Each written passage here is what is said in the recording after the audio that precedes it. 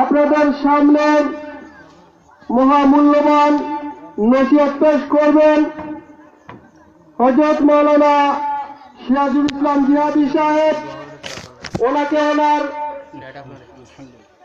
নসিহতমূলক বয়ান পেশ করার জন্য আমি মাহফিল কমিটির পক্ষ থেকে বিনীত আহ্বান জানাচ্ছি। ওয়াশপুর মুহাম্মদিয়া সুন্নি যুব সংঘের উদ্যোগে প্রথম ইসলামী বার্ষিক সুন্নি মহাসম্মেলন 16 মার্চ 2019 সালে আল্লাহ রাব্বুল আলামিন ওয়াল জালাল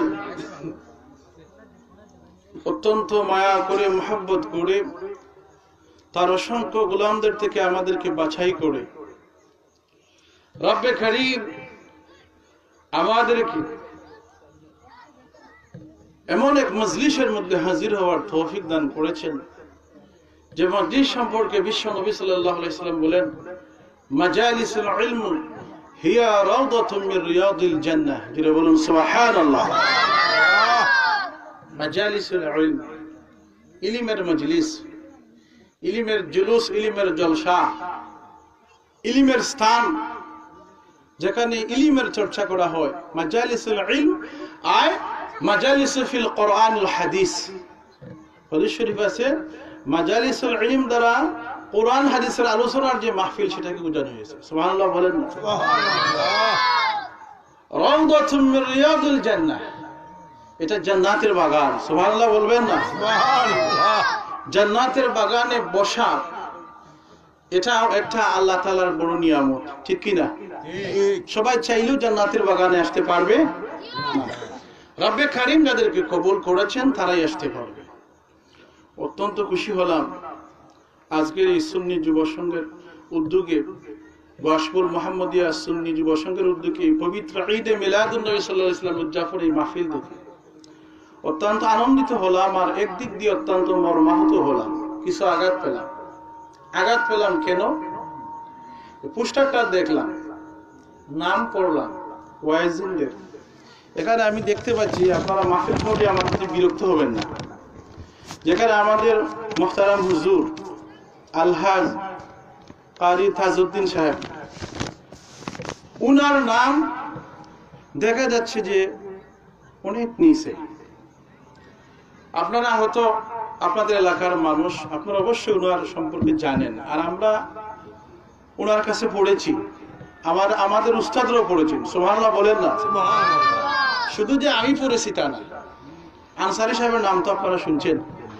বর্তমানে সুনামগঞ্জের ভিতরে ইয়াং জেনারেশনের মধ্যে সবচেয়ে বলিষ্ঠ উদীয়মান বক্তা যিনি, আবু আইয়ুব আনসারী, তিনি হুজুরের মাহফিলে একবার এসেছিলেন। সকালবেলায় আমরা দুজন যখন বিদায় হয়ে যাই, আনসারী সাহেব ওনার বাড়ির ফুসকুনির ওই সামনে হুজুরকে কদমবুসি করেছেন। সুবহানাল্লাহ বলেন না? সুবহানাল্লাহ। সুনামগঞ্জের মানুষটাকে এক নামে ছিলেন আবু আইয়ুব আনসারী। আমার বিষয়টা আমার আক্ষেপ লাগলো কেন, তিনি এক দুইজন ছাত্র উস্তাদ না, জগন্নাথপুর একটা সিনিয়র আলিম মাদ্রাসা পড়িয়েছে, ঠিক কিনা? ঠিক। হাজার হাজার শত শত ছাত্রর কারিগর যিনি, আজকে ওনার নামটা দেখলাম নিচে। আরে ভাই, আমরা তো লেখাপড়া করি নাই, কোনো ডিগ্রিও আমাদের নাই, শুধু ইমামতি করি, এইটুকুই আমার যোগ্যতা। কথা বুঝতেছেন? সত্য বলতে সত্য বলতে যারা সত্যবাদী এরা ভয় পায় না।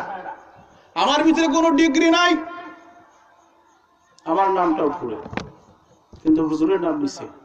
এটা আমার কাছে খুবই বেশি মর্মাহত হলাম, আমি খুবই আঘাত পেলাম। মাহফিল কমিটিকে আমি অনুরোধ করবো, আপনারা বিরক্ত হবেন না, মনে কষ্ট নিবেন না। আগামী বছর আশা তো করি আপনারা আবার মাহফিল দিবেন, ঠিক কিনা? আপনাদের কাছে আরজ থাকবে, আমার গুজারিশ থাকবে, আপনাদের কদম ধরে বলে যাই, আপনারা দয়া করে হুজুরের নাম হয়তো সভাপতির কাতারে রাখবেন, নতুবা আপনারা যে সমস্ত আলিমদেরকে দাওয়াত দিবেন তাদের উপরে রাখবেন, ঠিক কিনা? যেমন আমাদের লোকাল আলিমদেরকে আমরা দাম দেই, তখন মানুষেরা বুঝে গেছে যত বক্তা আপনার বাহির থেকে এই সেই অনেকগুলো লোক লাগাইয়া এছাড়া কিছু নেই, তা ভুয়া। বুঝতেছেন কিনা আমার কথা? কথা লম্বা হয়ে যায়, বোঝাবার জন্য বলছি। আমার এই লতিফিয়া কারি সোসাইটি ছিল, ওরা কয়েকদিন আগে মাহফিল করে আসলাম। আমাদের মাহফিলে আমরা দাওয়াত করলাম, ফুলতুলি সাহেব দাদা কাউকে পেলাম না। আমরা সিরাজুল ইসলাম ফারুকি হুজুর, হ্যাঁ, বুড়াইয়া কামিল মাদ্রাসার বর্তমান ভারপ্রাপ্ত অধ্যাপক, উনাকে আমরা প্রধান অতিথি হিসাবে রেখেছি, লোকাল হিসাবে। সুবহানাল্লাহ বলেন। হাবিবপুর মাদ্রাসার ভারপ্রাপ্ত প্রিন্সিপাল আব্দুল করিম ফারুকি সাহেব আমরা রাখছি বিশেষ অতিথি হিসাবে। আর আমরা মুক্তাদির খান সাহেবকে প্রধান বক্তা রাখলাম। বিশেষ বক্তা হিসাবে রেখেছি আমরা আমাদের গ্রামের হুজুর তাজুল ইসলাম আনসার সাহেবকে। এগুলো একটু বুঝতে হবে। আপনারা ওয়াইজিনদের নাম দেন, ওয়াইজিনরা মানুষ পুস্টার দেখলে চিনে, কিন্তু স্থানীয় উলামায়ে কেরামদেরকে ইজ্জত দিন। মান তাওয়াদুআ লিল্লাহি রাফা'হুল্লাহ, যে ব্যক্তির আল্লাহর সন্তুষ্টির জন্য বিনয়ী হয়, আল্লাহ তার মর্যাদা বাড়ায় দেয়। যদি বলুন সুবহানাল্লাহ। আপনি যদি বিনয়ী হন, একজনকে সম্মান দেন, আল্লাহ আপনার সম্মান বাড়াবে। সুবহানাল্লাহ বলেন না? সুবহানাল্লাহ। সুতরাং কোন পক্ষপাতিত্ব নিয়ে নয়, এটা আদবের ব্যাপার। আমি আপনাদের কাছে অনুরোধ করলাম, আপনারা আমাকে এনেছেন, আমি কোনো বক্তা না। এখানে আসছি, আমি শক্তির গাঁও পুরাতন দামে মসজিদে আজ থেকে প্রায় 12-13 বছর পূর্বে ইমামতি পড়ে গেছি। আমারও সুযোগ হলো আপনাদেরকে দেখা। আর আমি আমার আলোচনার এই ভূমিকা আমি লম্বা করব না, আমি সরাসরি আমার আলোচনা চলে যাব। আমি আপনাদের সামনে যে সূরাখানা তেলাওয়াত করেছি, আপনারা সবাই জানেন এই সূরার নাম সূরাতুল লাহাব। দিলে বলুন নামটা কি? সূরা লাহাব। এই সূরা লাহাব সম্পর্কে কেন নাজিল হলো, এই সূরাতে আল্লাহ কি বুঝাতে চেয়েছেন, আমরা একটা বিষয় নিয়ে আলোচনা করি, ঠিক কিনা? এই আপনার এমন ওয়াজ শুরু করলাম, ওখানে কদ্দুর মুসা আলাইহিস সালামের ঘটনা, আবার ঈসা আলাইহিস সালামের ঘটনা, এইভাবে সারাসি আপনার এই আলোচনা, এই আপনার কিশোরীমার্কে আলোচনা করে মানুষ কিন্তু কিছু শিক্ষণীয় কিছু পায় না, শেখার মতোই কিছু নেই। এই জন্য একটা বিষয় আমি আমার মন থেকে নিয়েছি যে আজকে সূরা লাহাব সম্পর্কে বলবো। কেন সূরা লাহাবটা নাজিল হলো, আল্লাহ সূরা লাহাব নাজিল করে কি বুঝালেন, এ থেকে উম্মতে মুহাম্মদের শিক্ষণীয় কি, এই সম্পর্কে আপনাদের সামনে আলোচনা করব। আল্লাহ যেন তৌফিক দেন। ওয়া তাওফিকি ইল্লা বিল্লাহ আলাইহি তাওয়াক্কালতু ওয়া ইলাইহি উনীব। লা ইলমা লানা ইল্লা মা আল্লামতানা ইন্নাকা আনতাল আলিমুল হাকীম। আপনারা বলেন আমিন। আবার সবাই আমার সাথে বলেন আউযু বিল্লাহি মিনাশ শাইতানির রাজীম। বিসমিল্লাহির রাহমানির রহিম। তাব্বাত ইয়াদা আবি লাহাবিন ওয়া তাব। আসুন আমরা সর্বপ্রথম জেনে যে এই সূরার নাম লাহাব কেন রাখা হলো, আবি লাহাব। যেহেতু সূরার শুরুতে আয়াতের শেষের দিকে আবু লাহাব শব্দটি উল্লেখ করা হয়েছে, এদিকে নিসবত করে এই সূরার নামকরণ করা হয়েছে সূরাতুল লাহাব। আর এই সূরাতে আবু লাহাবের জীবনের যে তার জিন্দেগির যে খাসিয়ত, তার স্বভাব চরিত্র, তার সম্পর্কে, তার স্ত্রী সম্পর্কে, তার বাচ্চা কাচ্চা এবং তার সম্পদ সম্পর্কে আল্লাহ পাক রব্বুল আলামিন তুলে ধরেছেন। এই হিসাবে এই সূরার নাম আবু লাহাব রাখা যথার্থ হয়েছে। জুড়ে বলুন সুবহানাল্লাহ। আরবিতে আবুন মানা হলো পিতা। জুড়ে বলুন আবুন মানা কি? আবুন মানা পিতা, আর লাহাব মানা লাল। আবুল লাহাব মানে লালের বাপ। আমরা লাল ভাই দেখি না, সুন্দর মানুষের লাল ভাই দেখি, খালো হইলে খালা ভাই দেখি, ঠিক না? ঠিক কিনা? তো আবু লাহাব তাফসীরে জালালাইন, তাফসীরে রুহুল বয়ান, তাফসীরে রুহুল মানি, তাফসীরে মাজহার আল্লামা সানাউল্লাহ ফানিফতি রাহমাতুল্লাহ তাফসীরের মধ্যে উল্লেখ করা হয়েছে আবু লাহাব এমন একজন ব্যক্তি ছিল, এত সুন্দর ছিল যেন দুধে হলুদে রঙে আলতা মাখানো একজন ব্যক্তি। এত সুন্দর ছিল, তার অবয়ব এত সুন্দর ছিল, দূর থেকে দেখলে মনে হতো এত সুন্দর একজন ব্যক্তি।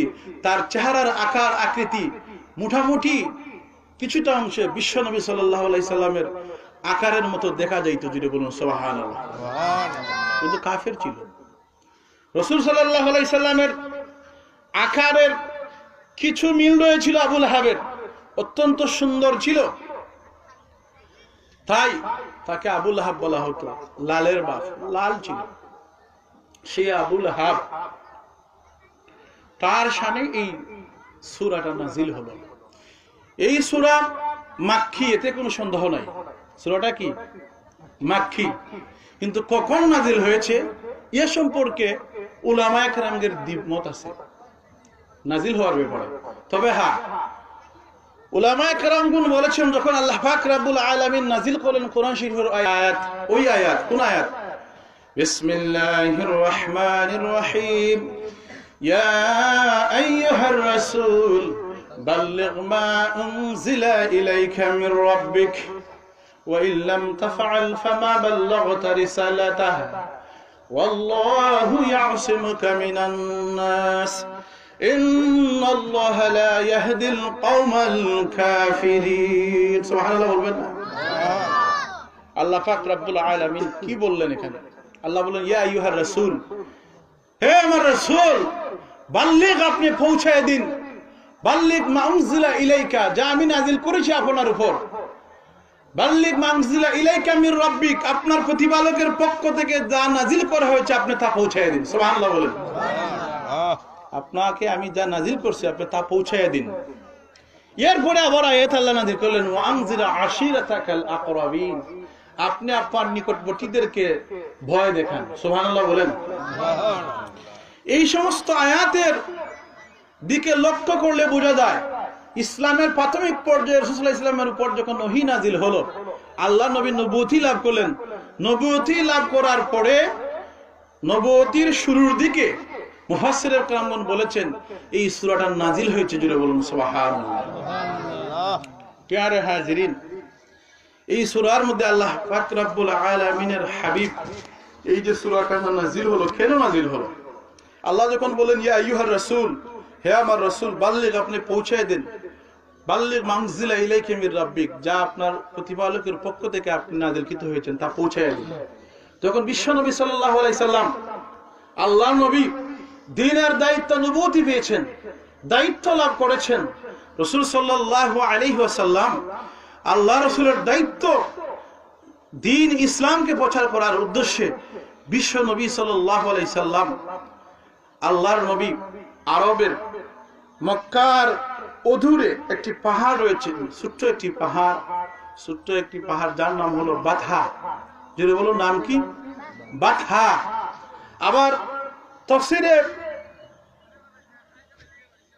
ইবনে কাসিরের মধ্যে উল্লেখ করা হয়েছে যে এই আপনার পাহাড়টা হলো সাফা।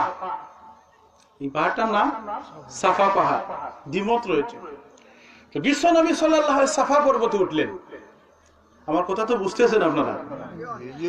সাফা পর্বতে আল্লাহ রাসূল উঠে আল্লাহ তো বলেন ওয়ানজিরা আশিরাতাকাল আকরাবিন, আপনি আপনার নিকটবর্তীদেরকে ভয় দেখান, জাহান্নামের ভয় দেখান। আপনি যখন ওয়াজ করবেন তখন সর্বপ্রথম ওয়াজের দায়িত্ব হলো আপনার নিকটবর্তী অর্থাৎ আপনার ফ্যামিলির মানুষকে আগে ওয়াজ করা। সুবহানাল্লাহ বলেন। আল্লাহ কুরআন শরীফে বলেছেন কু আনফুসাকুম ওয়া আহলিকুমুন নার, তোমরা নিজের জাহান্নামের আগুন থেকে বাঁচো এবং তোমাদের আহলদেরকে বাঁচাও। ঠিক তদ্রূপ ভাবে আপনি যদি একটা সমাজকে ঠিক করতে চান, আগে আপনি নিজে ঠিক হতে হবে, তারপর আপনার ফ্যামিলি ঠিক করতে হবে, এরপর আপনার ফ্যামিলি ঠিক করে আপনার যে বাড়িতে আপনি বসবাস করেন ওই বাড়ির মানুষকে ঠিক করতে হবে, তারপর আপনার গোষ্ঠীর মানুষকে আপনি সঠিক পথের দিকে নিয়ে আসতে হবে। গোষ্ঠীর মানুষকে যখন আপনি হেদায়েতের দিকে নিয়ে আসবেন, পুরো গ্রামকে নিয়ে আসতে হবে।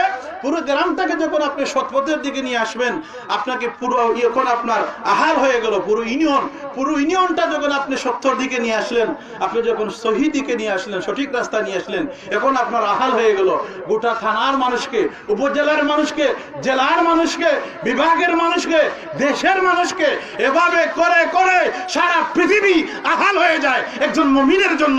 জুড়ে বলুন সুবহানাল্লাহ। আমরা তো আহাল বলতে শুধু পরিবারে বুঝি, আর আহালের ব্যাখ্যা এইরকম না। এই আহালের ব্যাখ্যা হলো নিজের ঘর থেকে শুরু করে আস্তে আস্তে সারা পৃথিবী। সুবহানাল্লাহ বলেন। আল্লাহ নবী, বিশ্ব নবী, দো জাহানের বাদশা, সাইয়্যিদুল মুরসালিন, রাহাতুল আশিকিন, সিরাজুল মুনির, শামসুদ দুহা, বদরুদ দুজা, নূরুল হুদা, আকায়ে নামদার, তাজদারে মদিনা, ব্যথার ব্যথি, দুঃখের দুঃখী, অন্ধকার কবরের জ্যোতি বিশ্ব নবী সাল্লাল্লাহু আলাইহি সাল্লাম। আল্লাহর পক্ষ থেকে যখন আয়াত নাযিল হলো, গো আমার হাবিব, আপনি কি করেন? আমি যা আপনার উপর নাযিল করেছি আপনি তা পৌঁছায় দিন। এবং আপনার নিকট আত্মীয়দেরকে আপনি ভয় দেখান। বিশ্ব নবী সাল্লাল্লাহু আলাইহি সাল্লাম আল্লাহর পক্ষ থেকে এই হুকুম পেয়ে আল্লাহর নবী সাফা পর্বতের মধ্যে উঠলেন। সাফা পর্বতের মধ্যে উঠিয়া বিশ্ব নবী সকাল বেলায় সাফা পর্বতের মধ্যে আল্লাহ নবী দাঁড়াইয়া বললেন, ও আরব মক্কার লোকেরা, ও মক্কাবাসীরা, কুরাইশবাসীরা, শোনো, তোমরা কে কোথায় আছো রে? তোমরা একটা খবর শুনে যাও। আল্লাহ নবী সাফা পর্বত থেকে যখন ডাক দিলেন, অথবা বাথা পাহাড় থেকে, বাথা পর্বত থেকে যখন ডাক দিলেন, সমস্ত আরবের একটা নিয়ম ছিল, রুজু ছিল তাদের ততকার সময়ে। যখন ওই সাফা পর্বতে কোনো মানুষ উঠে ডাক দিত, তারা বুঝতো হয়তো মানুষটা কোনো বিপদে পড়েছে, অথবা কোনো সুখের খবর, সুখের অথবা দুঃখের কোনো খবর বলার জন্য উঠেছে। এটা তাদের নীতি ছিল। সাফা পর্বতের মধ্যে উঠে আল্লাহ নবী যখন ডাক দিলেন, যারা কুরাইশের লোকেরা খাম কাজের মধ্যে ছিল, সমস্ত কুরাইশের মানুষেরা খাজ কাম ছেড়ে দিয়া আল্লাহর নবী ডাকে সাড়ে দিয়া সবাই জমা হয়ে গেল। জুড়ে বলুন সুবহানাল্লাহ। আর কিছু কিছু মানুষ যারা আসতে পারে নাই, বিশ্ব নবীর ডাকে সাড়া দিয়া তারা মানুষ পাঠাইয়া খবর নিল। জুড়ে বলুন সুবহানাল্লাহ। আল্লাহ নবী সাফা পর্বতে উঠে কি বলেছিলেন? আল্লাহ নবী সাল্লাল্লাহু আলাইহি সাল্লাম যখন উঠলেন, সাফা পর্বতে ডাক দিলেন, জমা হলো। কুরাইশবাসীরা প্রশ্ন করলো, মুহাম্মদ, তুমি কেন আমাদেরকে ডাক দিয়ে আহ্বান করলে? তার কারণ কি? কোন জিনিস জানাবার জন্য আমাদেরকে বললে? আল্লাহ নবী সাল্লাল্লাহু আলাইহি সাল্লাম বললেন, আরে কুরাইশবাসীরা, শুনে রাখো, আমি এমন একটি খবর দেওয়ার জন্য তোমাদেরকে রেখেছি। যেই খবরটা হলো এই, তোমরা যে মূর্তি পূজা করতেছো, তোমরা যে নিজের হাতে মূর্তি বানাইয়া সেই মূর্তিকে তোমরা সেজদা দিচ্ছ, তার কাছে কল্যাণ কামনা করছো, তোমরা মনে করতেছো এই মূর্তিরা তোমার কল্যাণ করবে। না না না না, এই মূর্তি তোমাদের কোনো ভালো করতে পারবে না, মন্দ করতে পারবে না। তোমরা শোনো, যদি তোমরা দুনিয়া আখিরাতের সফল কাম হতে চাও, তাহলে এই মূর্তি পূজাগুলা ছেড়ে দিয়া এক আল্লাহ বিশ্বাসী হয়ে যাও এবং আমি নবীকে রাসূল হিসেবে মেনে নাও। জুড়ে বলুন সুবহানাল্লাহ। আল্লাহু আকবার। ইয়া রাসূলুল্লাহ। রাসূল মুহাম্মদী যুব সংঘ জিন্দাবাদ, জিন্দাবাদ। প্যারে হাজিরিন, আল্লাহ নবী বললেন, যদি তোমরা কল্যাণ পেতে চাও, তাহলে তোমরা কি করো? আমাকে তোমরা নবী হিসেবে মেনে নাও, আল্লাহ এক আল্লাহ বিশ্বাসী হয়ে যাও। এই বীরের ভিতরে, অসংখ্য মানুষের ভিতরে আবু লাহাব ছিল। কথা বুঝতেছেন তো? আমি বারবার জিজ্ঞেস করছি, আপনারা মন খারাপ নেবেন না, কারণ জানি না আমার বাসাটা আসলে, আমি তো আপনাদের লোকাল এলাকা, আর মাইকের কারণে বলতেছি, মাইকের আওয়াজের কারণে আর আমি আসতেছি না। এই মাইকটা কিন্তু আসলে কোনো খারাপ না, আজকে জানি না কেন জানি কিছু ডিস্টার্ব করতেছে, আসার সময় আওয়াজও কম হচ্ছিল। যাই হোক, তো আল্লাহ নবী সাল্লাল্লাহু আলাইহি ওয়াসাল্লাম তিনি যখন আহ্বান করলেন, ডাকে সাড়া দিল যারা, তাদের ভিতরে আবু লাহাব ছিল। আবু লাহাব রাসূল সাল্লাল্লাহু আলাইহি সাল্লাম যখন এক আল্লাহর দাওয়াত দিলেন আর আল্লাহ নবীকে রাসূল বলে মেনে নেওয়ার জন্য দাওয়াত দিলেন, তখন আবু লাহাব কি করলো? রাসূল সাল্লাল্লাহু আলাইহি সাল্লামের দিকে আঙ্গুল তোলা দিয়ে, বুঝতেছেন তো, আঙ্গুল তোলা দিয়ে আল্লাহ নবী সাল্লাল্লাহু আলাইহি সাল্লামের দিকে আঙ্গুল তোলা দিয়ে তাক করে বলল, তাব্বান লাকা ইয়া মুহাম্মদ, আলি হাদা দাউতানা। জুড়ে বলুন নাউযু বিল্লাহি মিন যালিক। তাব্বান লাকা ইয়া মুহাম্মদ, ধ্বংস হয়ে যাও হে মুহাম্মদ।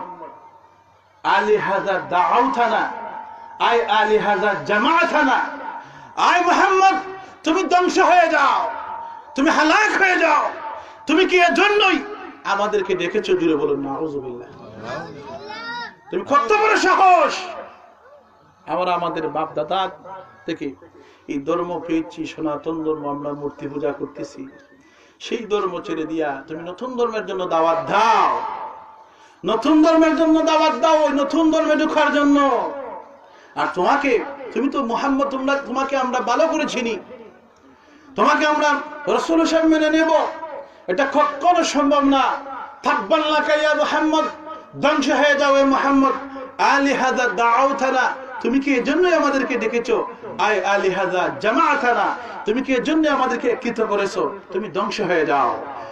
এই গালি যখন দিল, তাফসীরে মাযহারের মধ্যে লিখেছেন শুধু যে গালি দিয়েছে তা না, সে রাসূল সাল্লাল্লাহু আলাইহি সাল্লামকে পাথরের কঙ্কর নিয়ে আল্লাহ রাসূল সাল্লাল্লাহু আলাইহি সাল্লামের গায়ে ছুঁড়ে মেরেছিল। জুড়ে বলুন নাউযুবিল্লাহ।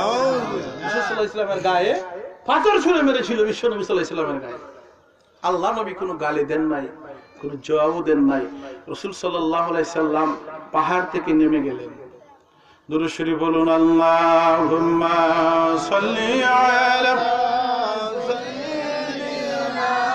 মাওলানা মুহাম্মদ ওয়া আলা আলি সাইয়্যিদিনা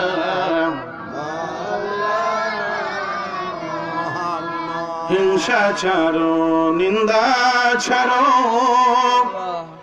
ছাড়ো মনের অহংকার। বলেন হিংসা ছাড়ো, নিন্দা ছাড়ো, ছাড়ো মনের অহংকার। সময় থাকতে তওবা করো, দিল করো রে পরিষ্কার। আল্লাহুম্মা সাল্লি আলা সাইয়্যিদিনা মুহাম্মদ ওয়া আলা আলি সাইয়্যিদিনা মাওলানা মুহাম্মদ।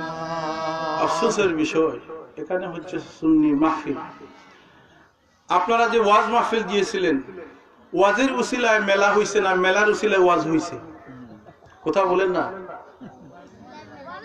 ওয়াজের উসিলায় মেলা হইছে, ওলা এরকম না কথাটা, না মেলার উসিলায় ওয়াজ হইছে।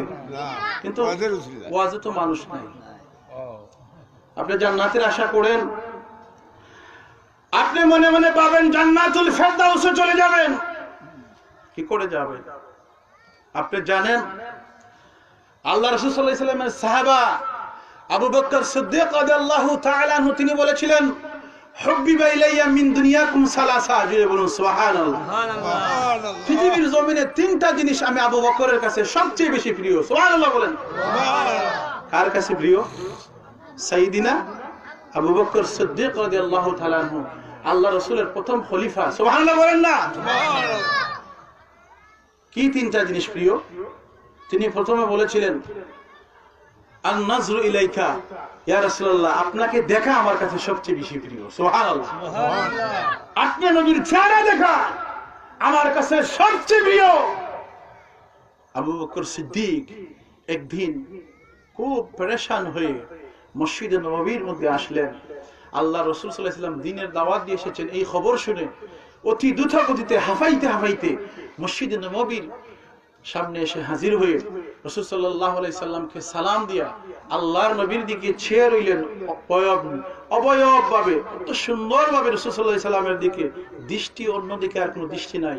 আল্লাহর রাসূল সাল্লাল্লাহু আলাইহি সাল্লামের নূরানী চেহারার দিকে, রাসূল সাল্লাল্লাহু আলাইহি সাল্লামের মায়াবী চেহারার দিকে এক দৃষ্টিতে অনেকক্ষণ তাকায় রইলেন। যিনি বলুন সুবহানাল্লাহ। আল্লাহ নবী বিশ্বনবী সাইয়্যিদুল মুরসালিন হুজুর আকরাম সাল্লাল্লাহু আলাইহি সাল্লাম ডাক দিয়ে বলে, আবু বকর রে, আমি নবী দ্বীনের দাওয়াত দিয়া মসজিদে নববীর মধ্যে এসেছি। ওরে আবু বকর, খবর শুনে তুমি এসেছো হাঁপাইতে হাঁপাইতে, বুঝেছি তুমি আমার সংবাদ পেয়ে হয়তো এসেছো, কিন্তু বুঝতে পারলাম না রে আবু বকর, আমার দিকে আজ কেন এত গভীর ভাবে এত সুন্দর ভাবে তাকাইয়া থাকতেছো, তার কারণ কি? এক পলকে আমার দিকে ভাবে চেয়ে আসো কেন?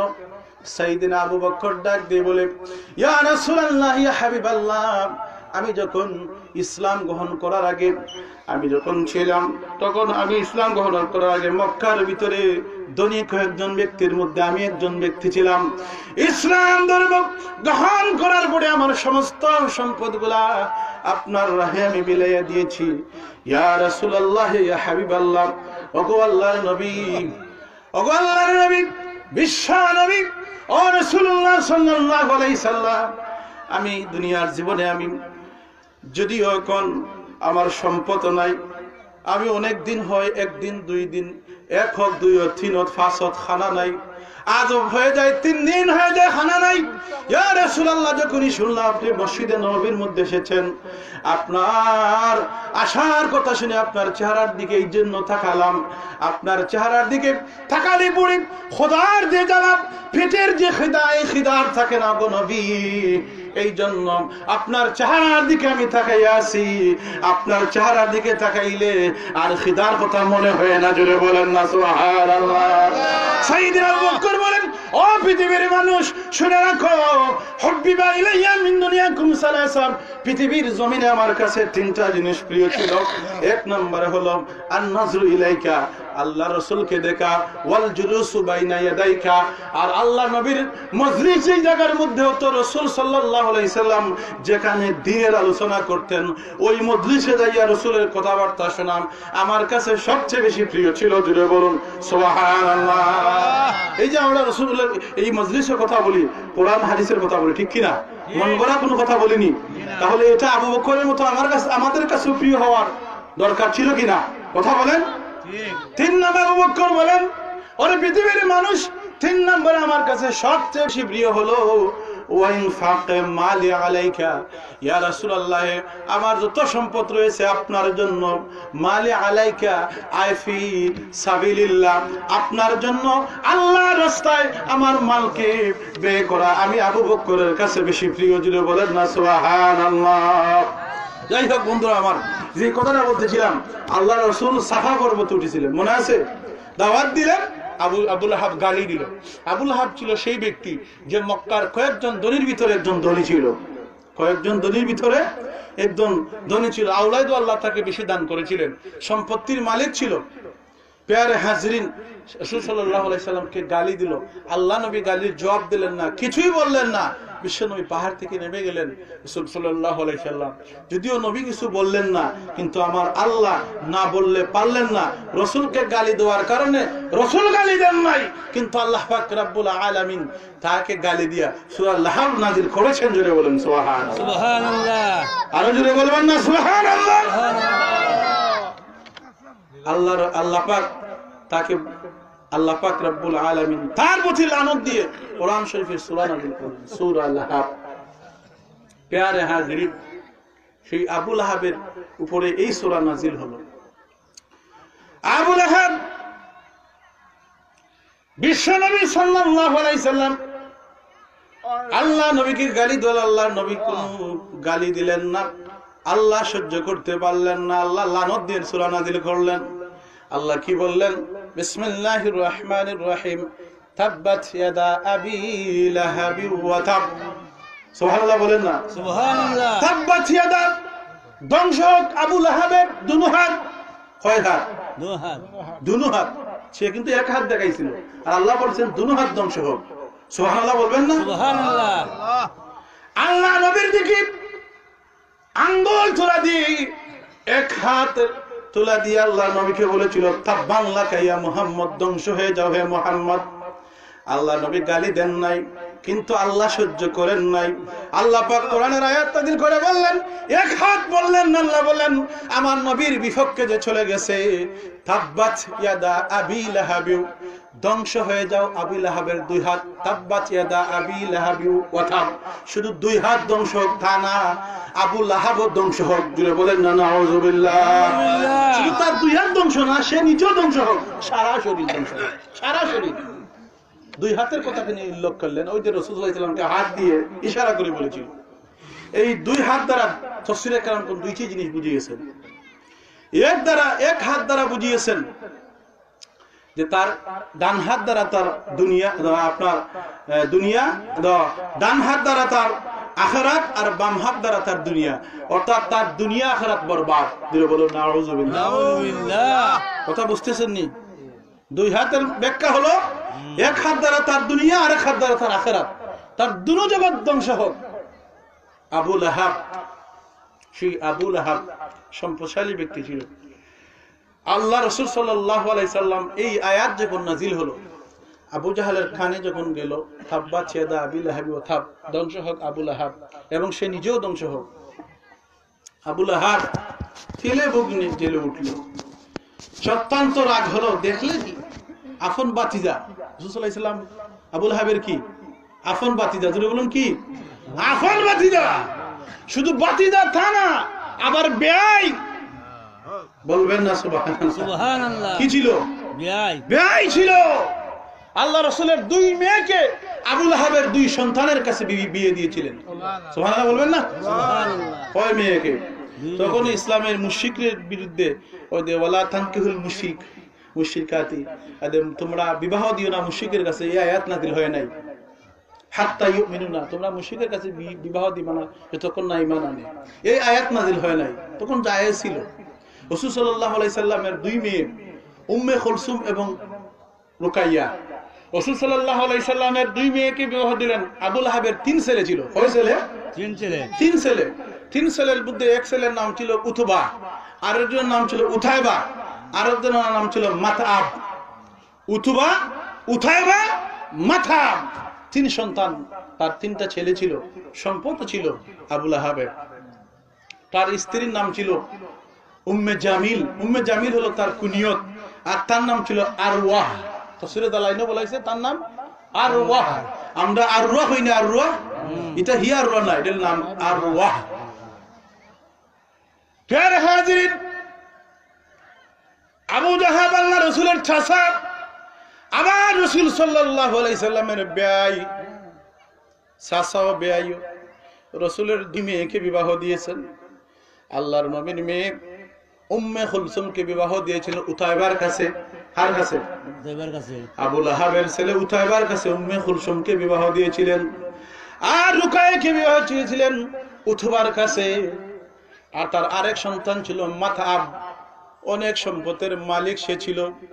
সেই আবুল আহাবের রাসূলের বিপক্ষ নেওয়ার কারণে আফন চাচা এমন ভাবে বিপক্ষ নিয়েছে। আফন চাচাও কিন্তু আবার আবু তালেব ছিলেন। আবু তালেবও কি চাচা ছিলেন, ঠিক কিনা? কিন্তু আবু তালেব যদিও ঈমান আনেন নাই, বিশ্ব নবীকে তো ভালোবাসতেন। আফন ছেলে আলী রাদিয়াল্লাহু তাআলা আনহু, ওনার আফন ছেলে ওনার আফন ছেলে আলীকে জড়াইয়া ধরে না ঘুমাইয়া এতিম বাতিজা মুহাম্মদকে জড়াইয়া ধরে আবু তালিব ঘুমাইতেন। জুড়ে বলেন না সুবহানাল্লাহ। ঈমানদার ছিলেন না, কিন্তু রাসূলকে এমন ভালোবেসেছিলেন, যদি ঈমান আনতেন তাহলে উনি জান্নাতের আলা মাকামে থাকতেন। জুড়ে বলুন সুবহানাল্লাহ। এজন্য হাদিস শরীফের মধ্যে আসছে, তাফসীরের কিতাবও আসছে, সবচাইতে কম আযাব হবে যেই ব্যক্তির, তিনি হচ্ছে রাসূলের চাচা আবু তালেব। জুড়ে বলুন না সুবহানাল্লাহ। সবচেয়ে বেশি কম আযাব হবে কার? আজকে জেনে নিন, নোট করে নিন, কার আযাব হবে কম? আবু তালেবের আযাব কম হবে। বিশ্ব নবী সাল্লাল্লাহু আলাইহি সাল্লামের গালে, ঠুটে, রাসূল সাল্লাল্লাহু আলাইহি সাল্লামের জবানে যত চুমো দিয়েছিলেন রাসূলের চাচা আবু তালেব, যদি কলমা নসিব হতো জান্নাতের নবীর সাথে তিনি থাকতেন। জুড়ে বলেন না সুবহানাল্লাহ। সুবহানাল্লাহ। ওনার ছেলে রাসূল সাল্লাল্লাহু আলাইহি সাল্লামের ছোট আমার আলী রাদিয়াল্লাহু তাআলা আনহু, উনাকে তিনি কোলে নিয়ে ঘুমাইতেন না, এতিম বাতিজা মুহাম্মদকে নিয়ে ঘুমাইতেন। প্যারে হাজিরিন, মক্কার মানুষেরা যখন আল্লাহ নবীকে ইসলাম ধর্ম দাওয়াত দেওয়ার কারণে যখন বিশ্ব নবীকে তারা ফাঁসের বাদ করলো, ফাঁসের বাদ তো বুঝেন, আমরা ফাঁসের বাদ হইনা নিবা, ও মানুষটার চলাফেরা ঠিক নাই, গ্রামের মধ্যে মদ খায়, জোয়া খায়, কাঞ্জা খায়, মাইডেঙ্গা করে, উস্তা বুঝে না, আবুল তাবুল্লাহ চলাফেরা করে, যারে থাকার মুখে দুধ মাতে, এরকম সে উগ্রপন্থী মানুষ, জুড়ে দল করিলে জাগা জুলে সেই নানানটা করিলে, এই ধরনের উগ্রপন্থী মানুষ হইলে মানুষ সহ্য করতে পারে না, অতিরিক্ত হইলে করে বাবা এগুলো লিয়ে সমাজে হওয়া সম্ভব নয়, এগুলো ফাঁসের বাদ হলো, কিতার বাদ, মানে সমাজের বাদ, ঠিক না? নিজাব হল এ রাসূল সাল্লাল্লাহু আলাইহি ওয়াসাল্লামের ইসলাম অপরাধ আর কিচ্ছু নয়। আল্লাহ রাসূল সাল্লাল্লাহু আলাইহি ওয়াসাল্লাম কইতে, ইয়া আইয়ুহাল্লাযিনা আমানু, ও ঈমানদার হও, কুলু লা ইলাহা ইল্লাল্লাহু তুফলিহুন, তোমরা হও লা ইলাহা ইল্লাল্লাহ, আল্লাহ ছাড়া কোনো মাবুদ নাই। আর এটা তো হইলাম কুলু লা ইলাহা ইল্লাল্লাহু তুফলিহুন, এটা হওয়ার কারণে তোমরা সফল কাম হইবে। হোক সুবহানাল্লাহ। এই একটা মাত্র তাওহীদের দাওয়াত, তাওহীদের দাওয়াত দেওয়ার কারণে, এক আল্লাহ বিশ্বাসী হওয়ার এই দাওয়াত, এই রিসালাতের দাওয়াত প্রত্যেক নবীগণ দিয়ে, এই তাওহীদের দাওয়াত প্রত্যেক নবী রাসূলরা দিয়েছেন। যদি বলুন সুবহানাল্লাহ। সুবহানাল্লাহ। এই অপরাধে আল্লাহ রাসূল সাল্লাল্লাহু আলাইহি সাল্লাম থেকে তারা সমাজ থেকে বয়কট করলো, তারা পাশারবাদ করলো। রাসূল সাল্লাল্লাহু আলাইহি সাল্লামের চাচা আবু তালিব কিন্তু মুসলমান ছিলেন না, কিন্তু তারপরেই বিশ্ব নবী সাল্লাল্লাহু আলাইহি সাল্লামকে তিনি ছেড়ে যান নাই। উনি বলেন যদি পাশারবাদ করতেই হয়, আমার আবু তালিব এখনো জিন্দা আছি, আমার বাতিদা তার অনুসারী যারা মুসলমান হয়েছে তারা শুধুই পাশারবাদ হয়ে নির্দিষ্ট এলাকায় থাকবে, এটা হতে পারে না। আমি লিডার হলাম বিদায় আমি শান্তিতে থাকবো না, না। আমার বাতিজা মুহাম্মদ আমি ছোটবেলা থেকে দেখেছি তার চরিত্র, তার চলাফেরা সর্বগুণে সে সবথেকে দামি ব্যক্তি, সম্মানের অধিকারী, তার খাসিয়ত ভালো, তার সর্বগুণই তো প্রকাশ করে দে সে একজন নবী। জুড়ে বলুন সুবহানাল্লাহ। যদিও ঈমান আনেন নাই, কিন্তু বাতিদাকে এত ভালোবাসতেন বলে পাশের বাদ যদি করতেই হয় আমি আবু তালেব আমার বাতিজা মুহাম্মদের সাথে পাশের বাদ হব। জুড়ে বলুন সুবহানাল্লাহ। কিন্তু আপন চাচা আমার আবু লাহাব সে কত বড় কট্টরপন্থী কাফের ছিল, এত বড় কুফরের নেফাক তার অন্তরে ছিল। রাসূল সাল্লাল্লাহু আলাইহি সাল্লাম আত্মীয়তার সম্পর্কে সে নষ্ট করলো। যখন শিয়াবে আবু তালেবের মধ্যে রাসূলকে পাঠানো হয়, রাখা হয়, তখন সম্পর্ক ছেদ করে কাফেরদের পক্ষ নিয়ে আবু লাহাব সে তাদেরকে ইন্ধন দিয়েছে, সে এবং তার স্ত্রী। জুড়ে বলুন নাউযুবিল্লাহি মিন যালিক। নাউযুবিল্লাহ মিন যালিক। প্যারা হাজিরিন, আল্লাহ নবী সাল্লাল্লাহু আলাইহি সাল্লাম বিশ্ব নবী সাল্লাল্লাহু আলাইহি সাল্লামের কাছে সূরাতুল লাহাব যখন নাযিল হলো, ধ্বংস হোক আবু লাহাবের দুই হাত, এবং সে নিজে মা এই কথা বলার পরে সে তখন আরবের মধ্যে ওঠালো, মুহাম্মদের আল্লাহ নাকি আমার উপরে সূরা নাযিল করেছে আমার ধ্বংস কামনা করে। তাহলে শুনে রাখো, আমার তো অটাল সম্পদ রয়েছে, আমার অনেক সম্পদ আছে, ছেলে মেয়েও আছে, আমার সমস্ত সম্পদ। যখন মুহাম্মদ আল্লাহ আমাকে সে যে আখিরাতের কথা বলি যে আরেক জগৎ আছে, আখিরাতে নাকি বিচার হবে, ভালো মন্দর হিসাব হবে, সেই জগতে যদি তার আল্লাহ আমাকে আটকায় দেয়, তার আল্লাহ যদি আমাকে ধ্বংস করতে চায়, তাহলে আমি আমার সমস্ত সম্পদ, আমি আমার সন্তান সন্ততি যা আছে সবকিছু ফিদাইয়া দিয়া আমি ওই আযাব থেকে রক্ষা পেয়ে যাবো। জুড়ে বলেন নাউযুবিল্লাহ। ফিদাইয়া বুঝুননি? ফিদাইয়া আপনারা রোজা রাখুন না, একটা রোজা না রাখলে কজন রে খাবার লাগে? 60 জন রে মাত্র না কজন মিসকিন রে? 60 জন মিসকিন। কয় বেলা? তিন বেলা। কয় বেলা? 2 বেলা। মাত্র কয় বেলা? 2 বেলা। 2 বেলা হন ফিদাইয়া হইল যে মুহাম্মদের আল্লাহ যখন কইলা যে আমার ধ্বংস আর আখিরাতের কথা কই মুহাম্মদে, যে কিয়ামতের ময়দানের দিন আমারা যখন মুহাম্মদের আল্লাহ আমারা যখন ধ্বংসের দিকে নিবেদিত করবা তার জাহান্নামে দিবার লাগি যখন নিবা, তখন আমার যত সম্পদ আছে সব সম্পদ না মুহাম্মদের আল্লাহর সামনে রাখমু, আর আমার বাচ্চা না হল রাখমু, ওতারে ফিদাইয়া দে মানে বদলা দিয়া আমি না দাঁত লইলি মুখা নাউযুবিল্লাহ মিন যালিক। এটা সম্ভব নি হোক এখন চান মাত্র না সম্ভব নি। আমি কিন্তু মন করে আলোচনা করলাম, আমরা হুজুর আসুনি কেন? সব কিন্তু কোরআন হাদিসের আলোচনা। প্যারে হাজিরিন, এই কথা যখন আবু জাহেল ছড়ালো, আমার আল্লাহ পাক রব্বুল আলামিন এই সূরা লাহাবের পরবর্তী আয়াত নাযিল করলেন, মা আগনা আনহু মালুহু ওয়া মা কাসাব। সুবহানাল্লাহ বলেন না? সুবহানাল্লাহ। আবু লাহাব সে তার নিজেকে আমি আল্লাহ থেকে বাঁচানোর জন্য আমার সামনে ফিদায়া হিসাবে, বদলা হিসাবে রাখতে চায় তার সন্তান এবং তার মাল। তাহলে শুনে রাখো, আবু লাহাবকে আল্লাহ পাক লানত দিয়ে বলেন মা আগনা আনহু মালুহু ওয়া মা কাসাব, তার সন্তান সন্ততি এবং তার সম্পদ কোনো কাজের আসবে না, সবকিছু বেথায় যাবে, সবকিছু ধ্বংস হয়ে যাবে। জুড়ে বলেন না নাউযুবিল্লাহ। তার সন্তানের কোনো কামাইতো না, আর তার মালও খাওয়াইতো না। নাউযুবিল্লাহ। কথা নাইনি? নাউযুবিল্লাহ। প্যারে হাজিরিন, আবু লাহাবের এই সূরাত কিতা হইছে আলোচনা আর একটু আর এখন ফাইলাম আবু জাহেলের নিজের ধ্বংসের কথা আইছে।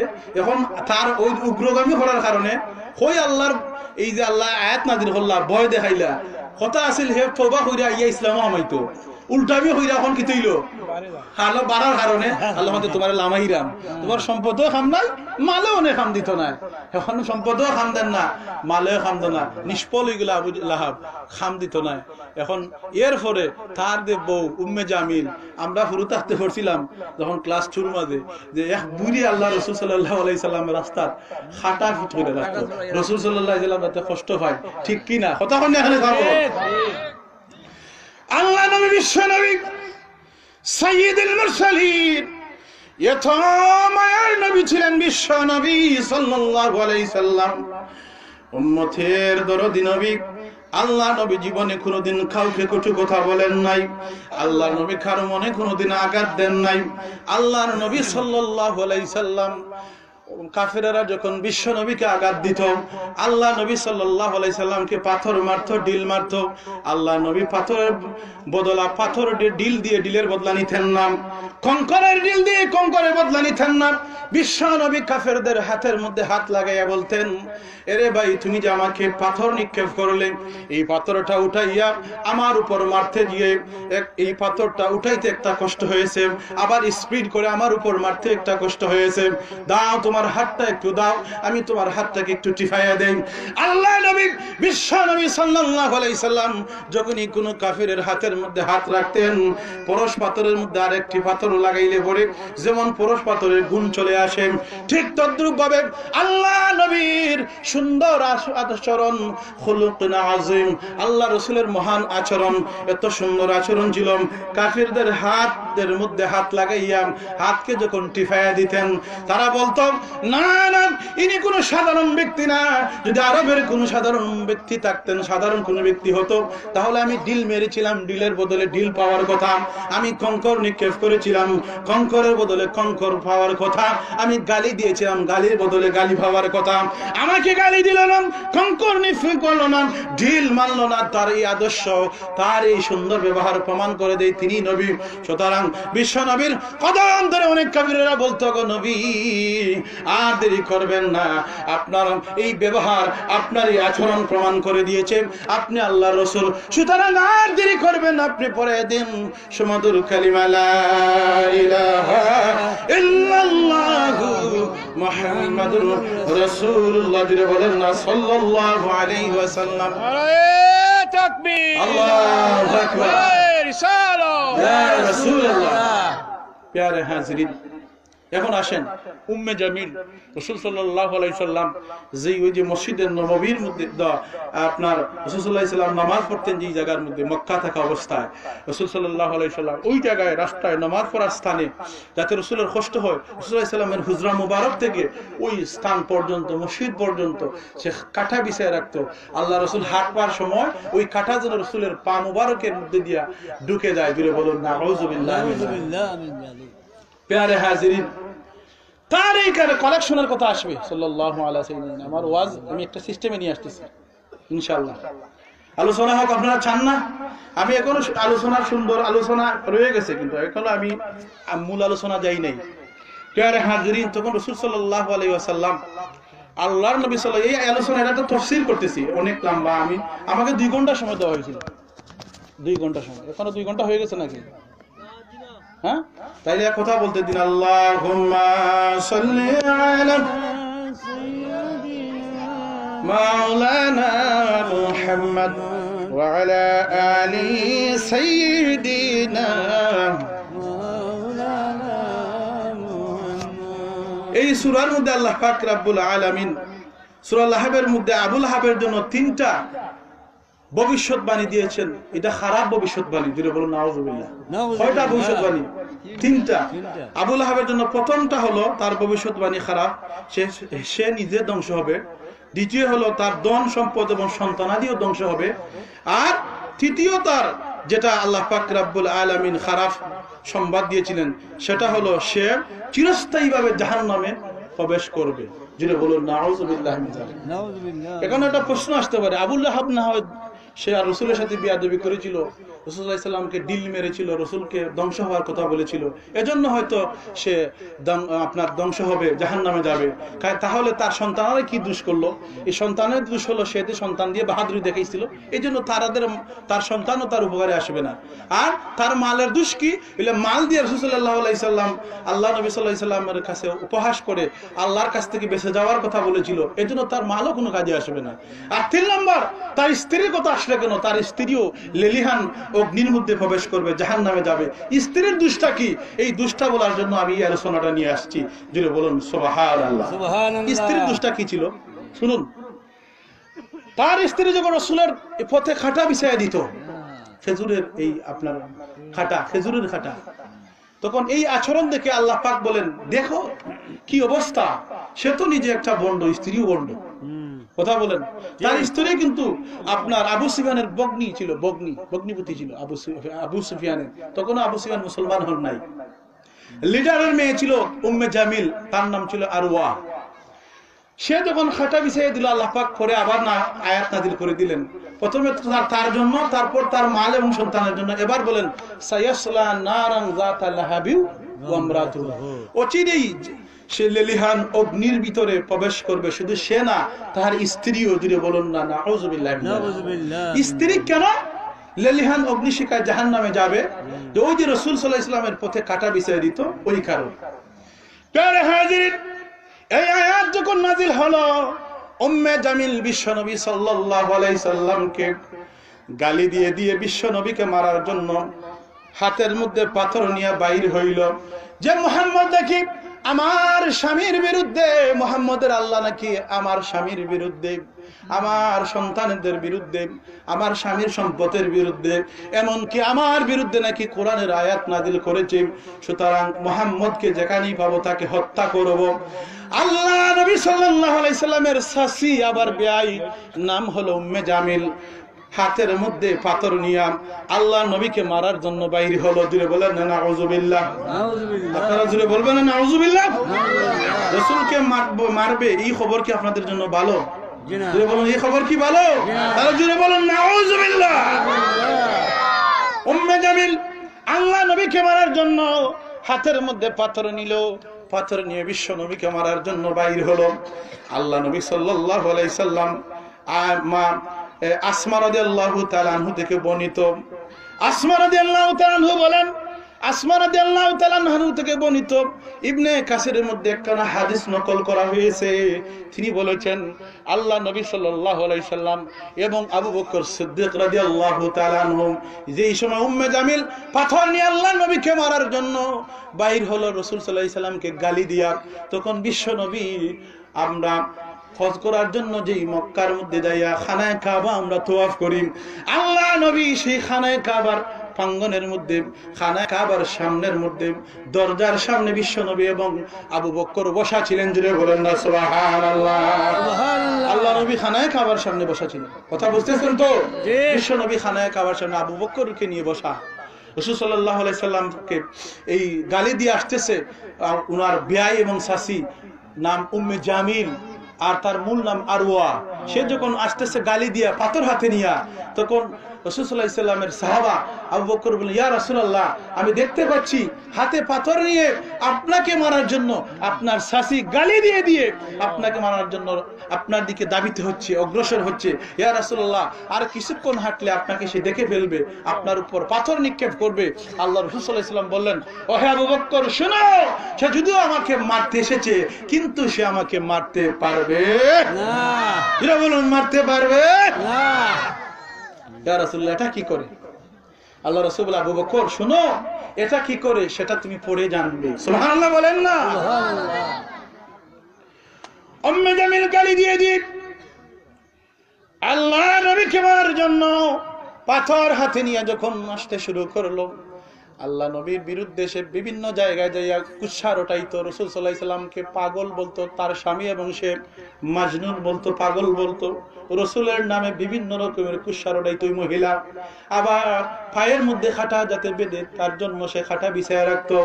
সেই মহিলা হাতের মধ্যে পাথর নিয়ে আল্লাহর নবীকে গালি দিয়ে দিয়ে যখন বিশ্ব নবীকে মারার জন্য খানায় কাবার দিকে আসলো, আসার পরে আবু বকর সিদ্দিক রাদিয়াল্লাহু তাআলা আনহুকে ডেকে বলে, রে আবু বকর, তোমার নবী যাকে তোমরা নবী হিসাবে বিশ্বাস করেছো, রাসূল হিসাবে মেনেছো, রে আবু বকর, তার কাছে নাকি একটি সূরা নাযিল হয়েছে আমার স্বামীর ধ্বংস কামনা করে, আমার স্বামীর ধ্বংসের জন্য, শুধু আমার স্বামী না, আমার স্বামীর সম্পদ, আমাদের সন্তান এবং আমার ধ্বংস কামনা করে সূরা নাযিল হয়েছে নাকি, তাকে মারার জন্য আমি এসেছি। কোথায় তোমাদের মুহাম্মদকে একটু দেখায় দাও, আমি এক্ষুনি পাথর দিয়া তাকে দুনিয়ার জমিন থেকে উঠায় দিব। জুড়ে বলুন নাউযুবিল্লাহ। সাইয়েদনা আবু বকর সিদ্দিক চিন্তার মধ্যে পড়ে গেলেন, কি ব্যাপার বুঝলাম না, বিশ্ব নবী আমার সামনে বসা, আমি বিশ্ব নবীকে দেখতে পাচ্ছি, আল্লাহ নবী আমার সামনে বসা আছেন খানায় খাবার সামনে, কিন্তু সে আয়েশা আল্লাহ নবীর কথা জিজ্ঞেস করতেছে, নবী মুহাম্মদ রাসূলুল্লাহ সাল্লাল্লাহু আলাইহি সাল্লামের খবর জিজ্ঞেস করতেছে, আমি নবীকে দেখতে পাচ্ছি, নবী আমার সামনে বসা, সে কেন দেখতে পায় না? তখন আবু বকর ডাক দিয়ে বলল, শোনো ওগো উম্মে জামিল, আল্লাহ রাসূল সাল্লাল্লাহু আলাইহি সাল্লাম কোনো বকা দেন নাই, বিশ্ব নবী কোনো গালি দেন নাই, তুমি ভুল শুনেছো, আল্লাহর পক্ষ থেকে সূরা নাযিল হয়েছে, বিশ্ব নবী কোনো কিছু বলেন নাই। হ্যাঁ আমি শুনেছি, গালি দিয়ে বলল মুহাম্মদের আল্লাহ নাকি আমাদের বিরুদ্ধে, স্বামী স্ত্রীর বিরুদ্ধে, আমাদের সন্তানের বিরুদ্ধে, মালের বিরুদ্ধে কোরআনের সূরা নাযিল করেছে। ওরে আবু বকর, একটু দেখায় দাও মুহাম্মদকে, আমি পাথর মেরে তাকে হত্যা করব। আল্লাহর নবীর সাহাবা বলেন, মনে মনে বলেন, তুমি যেহেতু নিজেই দেখতে পাচ্ছ না, আর আমার বইলাই কি হবে, তুমি তো দেখতেই পাচ্ছ না। তিনি বললেন, না আমি সেই খবর জানি না। সুবহানাল্লাহ বলেন। তুমি দেখতে পাচ্ছ না, আমি কি করে বলবো? তিনি সুজা সাদা জবাব দিলেন, তুমি দেখতে পাচ্ছ না, আমি কি করে তোমাকে বলবো কোথায় মুহাম্মদ আছেন? এই কথা শোনা বলার পরে তখন ওই উম্মে জামিল আবার গালি দিয়া আবার তার রাস্তায় চলে গেল। বিশ্ব নবী সাল্লাল্লাহু আলাইহি সাল্লামকে যখন উম্মে জামিল চলে গেল, আল্লাহ নবী সাল্লাল্লাহু আলাইহি সাল্লামকে এবার সাইয়েদনা আবু বকর সিদ্দিক রাদিয়াল্লাহু তাআলা আনহু ডাক দিয়ে বলেন, ইয়া রাসূলুল্লাহ, ইয়া হাবিবাল্লাহ, উম্মে জামিল যখন এসেছিল আপনাকে পাথর মারার জন্য, ওগো আল্লাহর নবী, খানায় কাবার চত্বরের মধ্যে আপনিও বসা, আমিও বসা, দুজন পাশাপাশি বসা, আপনাকে দেখলো না, আমাকে দেখলো, তার কারণটা কি? আল্লাহ নবী সাল্লাল্লাহু আলাইহি সাল্লাম তখন ডাক দিয়ে বলেন, আরে আবু বকর, আবু বকর, তুমি কি কোরআন শরীফের ওই আয়াত পড়ো নাই? আল্লাহ পাক রব্বুল আলামিন বলেছেন, ওয়া ইযা ক্রাআতাল কুরআনা জাআলনা বাইনাকা ওয়া বাইনাল লাযিনা লা ইউমিনুনা বিল আখিরাতি হিজাবাম মাসতুরা। জুড়ে বলেন না সুবহানাল্লাহ। আরে আবু বকর, তুমি কি কোরআন শরীফের আয়াত পড়ো নাই? ওই আয়াত, ওয়া ইযা ক্রাআতাল কুরআনা, যখন আই হাবিব আল্লাহ বলেন, ওগো আমার নবী, ওয়া ইযা, যখন আপনি ক্রাআতাল কুরআনা, কোরআন শরীফ তেলাওয়াত করবেন, সুবহানাল্লাহ বলেন, আপনি যখন কোরআন শরীফ তেলাওয়াত করবেন, ওগো আমার হাবিব বন্ধু মুহাম্মদ রাসূলুল্লাহ, জাআলনা বাইনাকা ওয়া বাইনাল লাযিনা, তাদের মধ্যে আর আপনার মধ্যে আমি আল্লাহ পাক রব্বুল আলামিন জাআলনা বাইনাকা, আপনার মধ্যে, জাআলনা বাইনাকা ওয়া বাইনাল লাযিনা, এবং তাদের মধ্যে ওয়া বাইনাল লাযিনা লা ইউমিনুনা, তারা কারা? লা ইউমিনুনা বিল আখিরাতি, যারা আখিরাতের উপর বিশ্বাস করে নাই। কিসের উপর বিশ্বাস করে নাই? যারা আখিরাতের উপর বিশ্বাস করে নাই, তাদের মধ্যে আর আপনার মধ্যে আমি আল্লাহ পাক রব্বুল আলামিন হিজাবাম মাসতুরা, একটা পর্দা আমি আল্লাহ পাক টেনে দেই, এই পর্দার কারণে তারা আপনি নবীকে দেখবে না। জুড়ে বলেন না সুবহানাল্লাহ, আরো জুড়ে বলেন না সুবহানাল্লাহ। যারা আপনার উপরে ঈমান আনে নাই, আমি আল্লাহর উপর ঈমান আনে নাই, আখিরাতের উপর বিশ্বাস করে নাই, আপনি যখন কোরআন শরীফ তেলাওয়াত করবেন, তখন তাদের মধ্যে আর আপনার মধ্যে আমি আল্লাহ হিজাবাম মাসতুরা, আমি আল্লাহ পর্দা টেনে দেই। জুড়ে বলুন সুবহানাল্লাহ। আল্লাহ নবী ডাক দিয়ে বলেন, এরে আবু বকর, তুমি কি শোনো নাই? আমি খানায় কাবার সামনে যখন তোমার সাথে কথাবার্তা বলছিলাম উম্মে জামিল, আমি তখন সূরা ইয়াসিন তেলাওয়াত করতেছিলাম। যে বলেন না সুবহানাল্লাহ। তিনি বলে, ইয়া রাসূলুল্লাহ, আমি আপনি যে সূরা ইয়াসিন তেলাওয়াত করেছিলেন তা শুনেছি। হ্যাঁ, আরে আবু বকর, আল্লাহ যখন বলেছেন কোরআন শরীফ তেলাওয়াত করলে কাফির থেকে আমাকে সেভ করবেন, এজন্য আমি এই কোরআন শরীফ তেলাওয়াত করলাম, সূরা ইয়াসিন তেলাওয়াত করলাম। আবু বকর সিদ্দিক বলেন, ইয়া রাসূলুল্লাহ, ইয়া হাবিবাল্লাহ, আমি দেখতে পেলাম উম্মে জামিল যখন এসেছিল আপনার ডানে বামে সামনে পিছনে উপরে নিচে চতুর্দিকে শত শত ফেরেশতারা আপনার পাহারাদার। ইয়া রাসূলুল্লাহ, ইয়া হাবিবাল্লাহ, আপনি যে বলেছিলেন সে এসে আমাকে দেখতে পাবে না, কোরআন তার সাক্ষী, আপনি যে আয়াত শুনিয়ে দিয়েছেন সত্যি তো দুনিয়ার কোনো মানুষ আপনার কোনো ক্ষতি করতে পারবে না। জুড়ে বলেন না সুবহানাল্লাহ। প্রিয় হাজিরিন, এই আরেকটু গভীরে এই সূরা আল-লাহব নাজিল হওয়ার সন্তানরা কেন ধ্বংস হবে? আমি আগেই বলেছিলাম রাসূলের দুই মেয়ে বিবাহ দিয়েছিলেন। উম্মে কুলসুমকে বিবাহ দিয়েছিলেন আবু লাহাবের ছেলে উতাইবার কাছে। কার কাছে? উতাইবার কাছে। আর উতবার কাছে বিবাহ দিয়েছিলেন রুকাইয়াকে। কাকে? রুকাইয়াকে। আবু লাহাবের শানে যখন এই সূরা নাজিল হলো, দৌড়াইয়া আবু লাহাব বাড়িতে যাইয়া তার সন্তানদেরকে একত্রিত করলো। একত্রিত করে বলল, আরে আমার সন্তানেরা, আমার অসংখ্য সম্পদ রয়েছে, আমার জমি জমা রয়েছে, অসংখ্য বেড়া বকরি রয়েছে, আমার সোনাদানা রয়েছে, আমার অসংখ্য দিরহাম রয়েছে। তোমরা যদি আমার সম্পদের মালিক হতে চাও তাহলে শুনো, তাফসীরে জালালাইন শরীফের মধ্যে বলা হয়েছে, বন্ধুরা আমার, বন্ধুরা আমার, আল্লাহ রাসূল সাল্লাল্লাহু আলাইহি সাল্লাম বলেন, আল্লাহ রাসূল সাল্লাল্লাহু আলাইহি সাল্লাম বলেন, আবু লাহাবের শানে যখন এই সূরা নাজিল হলো, আবু লাহাব তখন দৌড়ায়, যারা হাদিস শরীফের মধ্যে এসেছে, দৌড়ায় যারা তার সন্তানদেরকে কিত করল, তোমরা আর দেরি করবে না, আমি তোমাদেরকে বাবা হিসাবে অর্ডার করলাম। তোমরা যদি আমি আবু লাহাবের সম্পদের মালিক হইতে চাও, আমি তোমাদের পিতা আমার সম্পদের মালিক হইতে চাও, তাহলে তোমরা মুহাম্মাদের যে দুই মেয়েকে বিবাহ করেছো, উম্মে কুলসুম এবং রুকাইয়াকে, এক্ষুনি যাইয়া তালাক দিয়ে দাও। জুড়ে বলুন না আউযুবিল্লাহ। কি দিয়ে দাও? তালাক দিয়ে দাও। তালাক দাও। আমরা দেশে তো তালাক, যারা রাগ উঠলে বেড়া তালাক দিল না, আর রাগ উঠলে তালাক দিলে তালাক দিলে হইছে না। এটা কোন হতো আবার আমি বুঝি না। আচ্ছা কোনচান তালাক দে মানছি বেটি দে, রাগ কইরা দে না, হুঙ্গা সমাজের সময় দে, মায়া মহব্বত বেশি থাকে, ওই সময় তালাক দে। তালাকটা তো রাখতনি হয়, রাগ কইরা তালাক দিলে তালাক হইতো না। এটা পাগল ছাগল ছাড়া আসল কথা। মাথা না খানে বাঁচাবো তুমি, আর যদি সেন্স ঠিক থাকে না, ইটা গুহা ওখানে, ইটা খায় না খাও ওখানে, নাউজুবিল্লাহ হইতা রানি। তালাক যখন এটা একটা উপহার হয়ে গেছে, এটা প্রেজেন্ট, এটা কি হয়ে গেছে? তোরে দিলাম 5 তালাক, 100 তালাক, তোর মারে দিলাম 200 তালাক। বুঝা যায় তার হরিতে এন্ডা মুরগি খাওয়াইছিল, বুঝছো নি? ওই এন্ডা মুরগি খাওয়ানির প্রতিফল দে হরিরে। তোর হরিরে তোর মারে দিলাম 200 তালাক, আর তোরে দিলাম 100 তালাক। আচ্ছা সেজু তার বউরে 100 তালাক দে, 100 তালাক দিলে তালাক হইব নি? তালাক হইব। 100-র ভিতরে 3 তালাক আছে, 3 আছে না নি? 100-র ভিতরে 3 আছে না নি? এর লাগে মুহাদ্দিসরা আপনার মুফতিরে গেলে হইবা, সেজু তার বউরে 100 তালাক, 100-র ভিতরে যেহেতু 3 আছে তালাক হইব। কিন্তু এদি 100 তালাক দিল, শরীয়তের ভিতরে 3 তালাক করে দেওয়া নাই, হ্যাঁ আল্লাহর লাগে মশকরা হলো। এর লাগে 100 তালাক দেওয়ার কারণে বাকি 57 তালাকের লাগি সে কাফারা দিতে হইব। হোক সুবহানাল্লাহ, সুবহানাল্লাহ, হোক আল্লাহু আকবার, আল্লাহু আকবার। এই আল্লাহর লাগে মশকরা করছে, আল্লাহর বিধিবিধানের লগে মশকরা করার কারণে বাকি তালাকের লাগি তার কি তা দেব? কাফারা দেওয়া লাগবে। পিয়ারে হাজিরিন, এখন আবু লাহাবের কিতাব হইছে, দাও মুহাম্মাদের দুই মেয়ের সাইরা দাও। কিতাব লাগি যদি আমার সম্পদ চাও, আমার সম্পদের বাটুরা নিতে চাও, তাহলে মুহাম্মাদের 2 মেয়ে উম্মে কুলসুম আর রুকাইয়ারে চাও। তখন রাসূল সাল্লাল্লাহু আলাইহি ওয়াসাল্লামের 2 মেয়ের, তারা তো দেশের সম্পদের মালিক হতে পারতো না। তার ছেলে উতবা এবং উতাইবা দুজন আসলো। উতাইবা আইসা রাসূল সাল্লাল্লাহু আলাইহি ওয়াসাল্লামের সামনে এসে তার মেয়ে রুকাইয়াকে ছেড়ে গেল, রাসূল সাল্লাল্লাহু আলাইহি ওয়াসাল্লামকে গালি দিয়ে রুকাইয়াকে ছেড়ে গেল, তালাক দিয়ে গেল। আর উতাইবা আয়েশা বিশ্বনবী সাল্লাল্লাহু আলাইহি সাল্লামের মেয়ে উম্মে কুলসুমকে তালাক দিলে শুধু তা না, বিশ্বনবী সাল্লাল্লাহু আলাইহি সাল্লামের চারের সামনে এসে সে থুতু নিক্ষেপ করলো। দিয়ে বলুন নাউযুবিল্লাহ, নাউযুবিল্লাহ। কি নিক্ষেপ করলো? থুতু নিক্ষেপ করলো। যেই নবীর শরীরে মশা মাছি বসে নাই, যেই নবীর শরীরে কোনোদিন মশা মাছি বসে নাই, মশা মাছি বসা যার শরীরে হারাম ছিল, বন্ধুরা আমার, সেই নবীর চেহারার সামনে এসে তার মেয়ে উম্মে কুলসুম উতাইবা এসে শুধু চারলো, তালাক দিল শুধু তা না, বিশ্ব নবী সাল্লাল্লাহু আলাইহি সাল্লামের চেহারার মধ্যে এসে থুতু মারলো।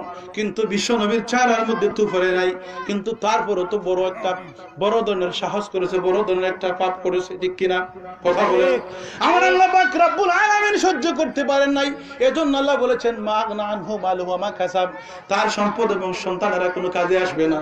আল্লাহ নবীকে যখন থুতু মারলো, রাসূলের মেয়েকে যখন তালাক দিল, আল্লাহর নবী মেয়ে তালাক দেওয়ার কারণে, দুনো মেয়েকে তালাক দেওয়ার কারণে, বিশ্ব নবীর থুতু দেওয়ার কারণে কোনো বেজার হন নাই, কিন্তু বিশ্ব নবীর মেয়েদের 2টা মেয়েকে তালাক দিল, এজন্য রাসূল কষ্ট পেলেন।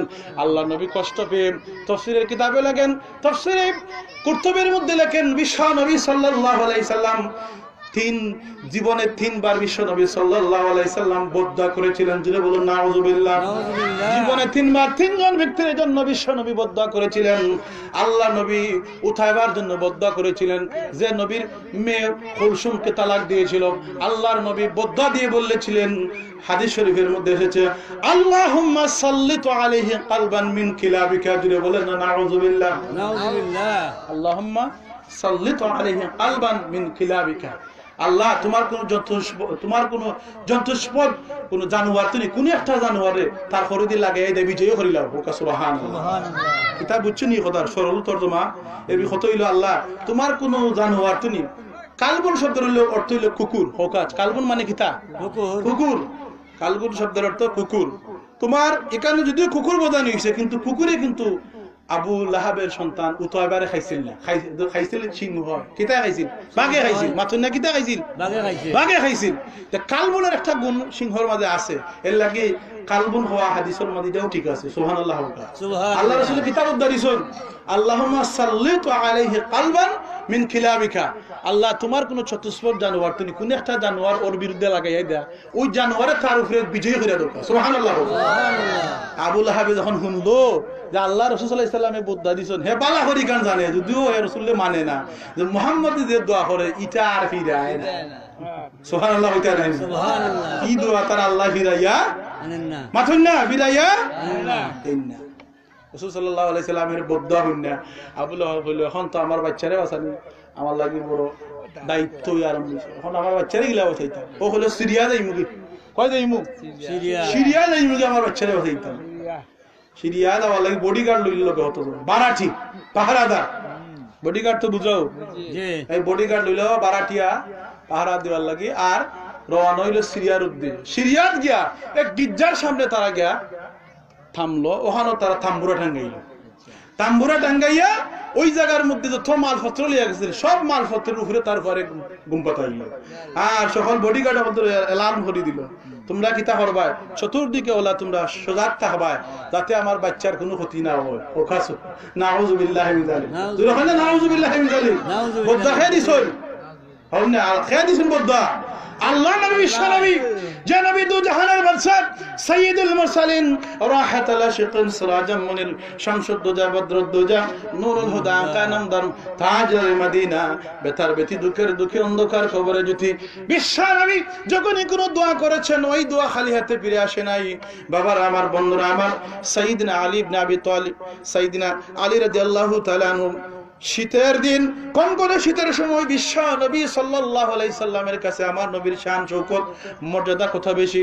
আল্লাহ নবীর কাছে রাত্রি বেলায় আল্লাহ নবী হাঁটতেছেন, দূর থেকে দেখা যায় একজন ব্যক্তি গায়ের মধ্যে কোনো কাপড় নাই। বিশ্ব নবী যখন গেলেন কাছে গিয়ে দেখলেন তিনি জামাই। সুবহানাল্লাহ বলেন না? সুবহানাল্লাহ। তিনি জামাই, নাম হলো আলী। আপন চাচাতো ভাই আলীর কাছে মেয়ে ফাতিমাকে বিবাহ দিয়েছিলেন। আলী গোত্রের মধ্যে অর্থাৎ শরীরের মধ্যে কাপড় নাই, মানা উলঙ্গ না, অর্থাৎ গায়ের মধ্যে শুধু কাপড় নাই আর আছে কাপড়।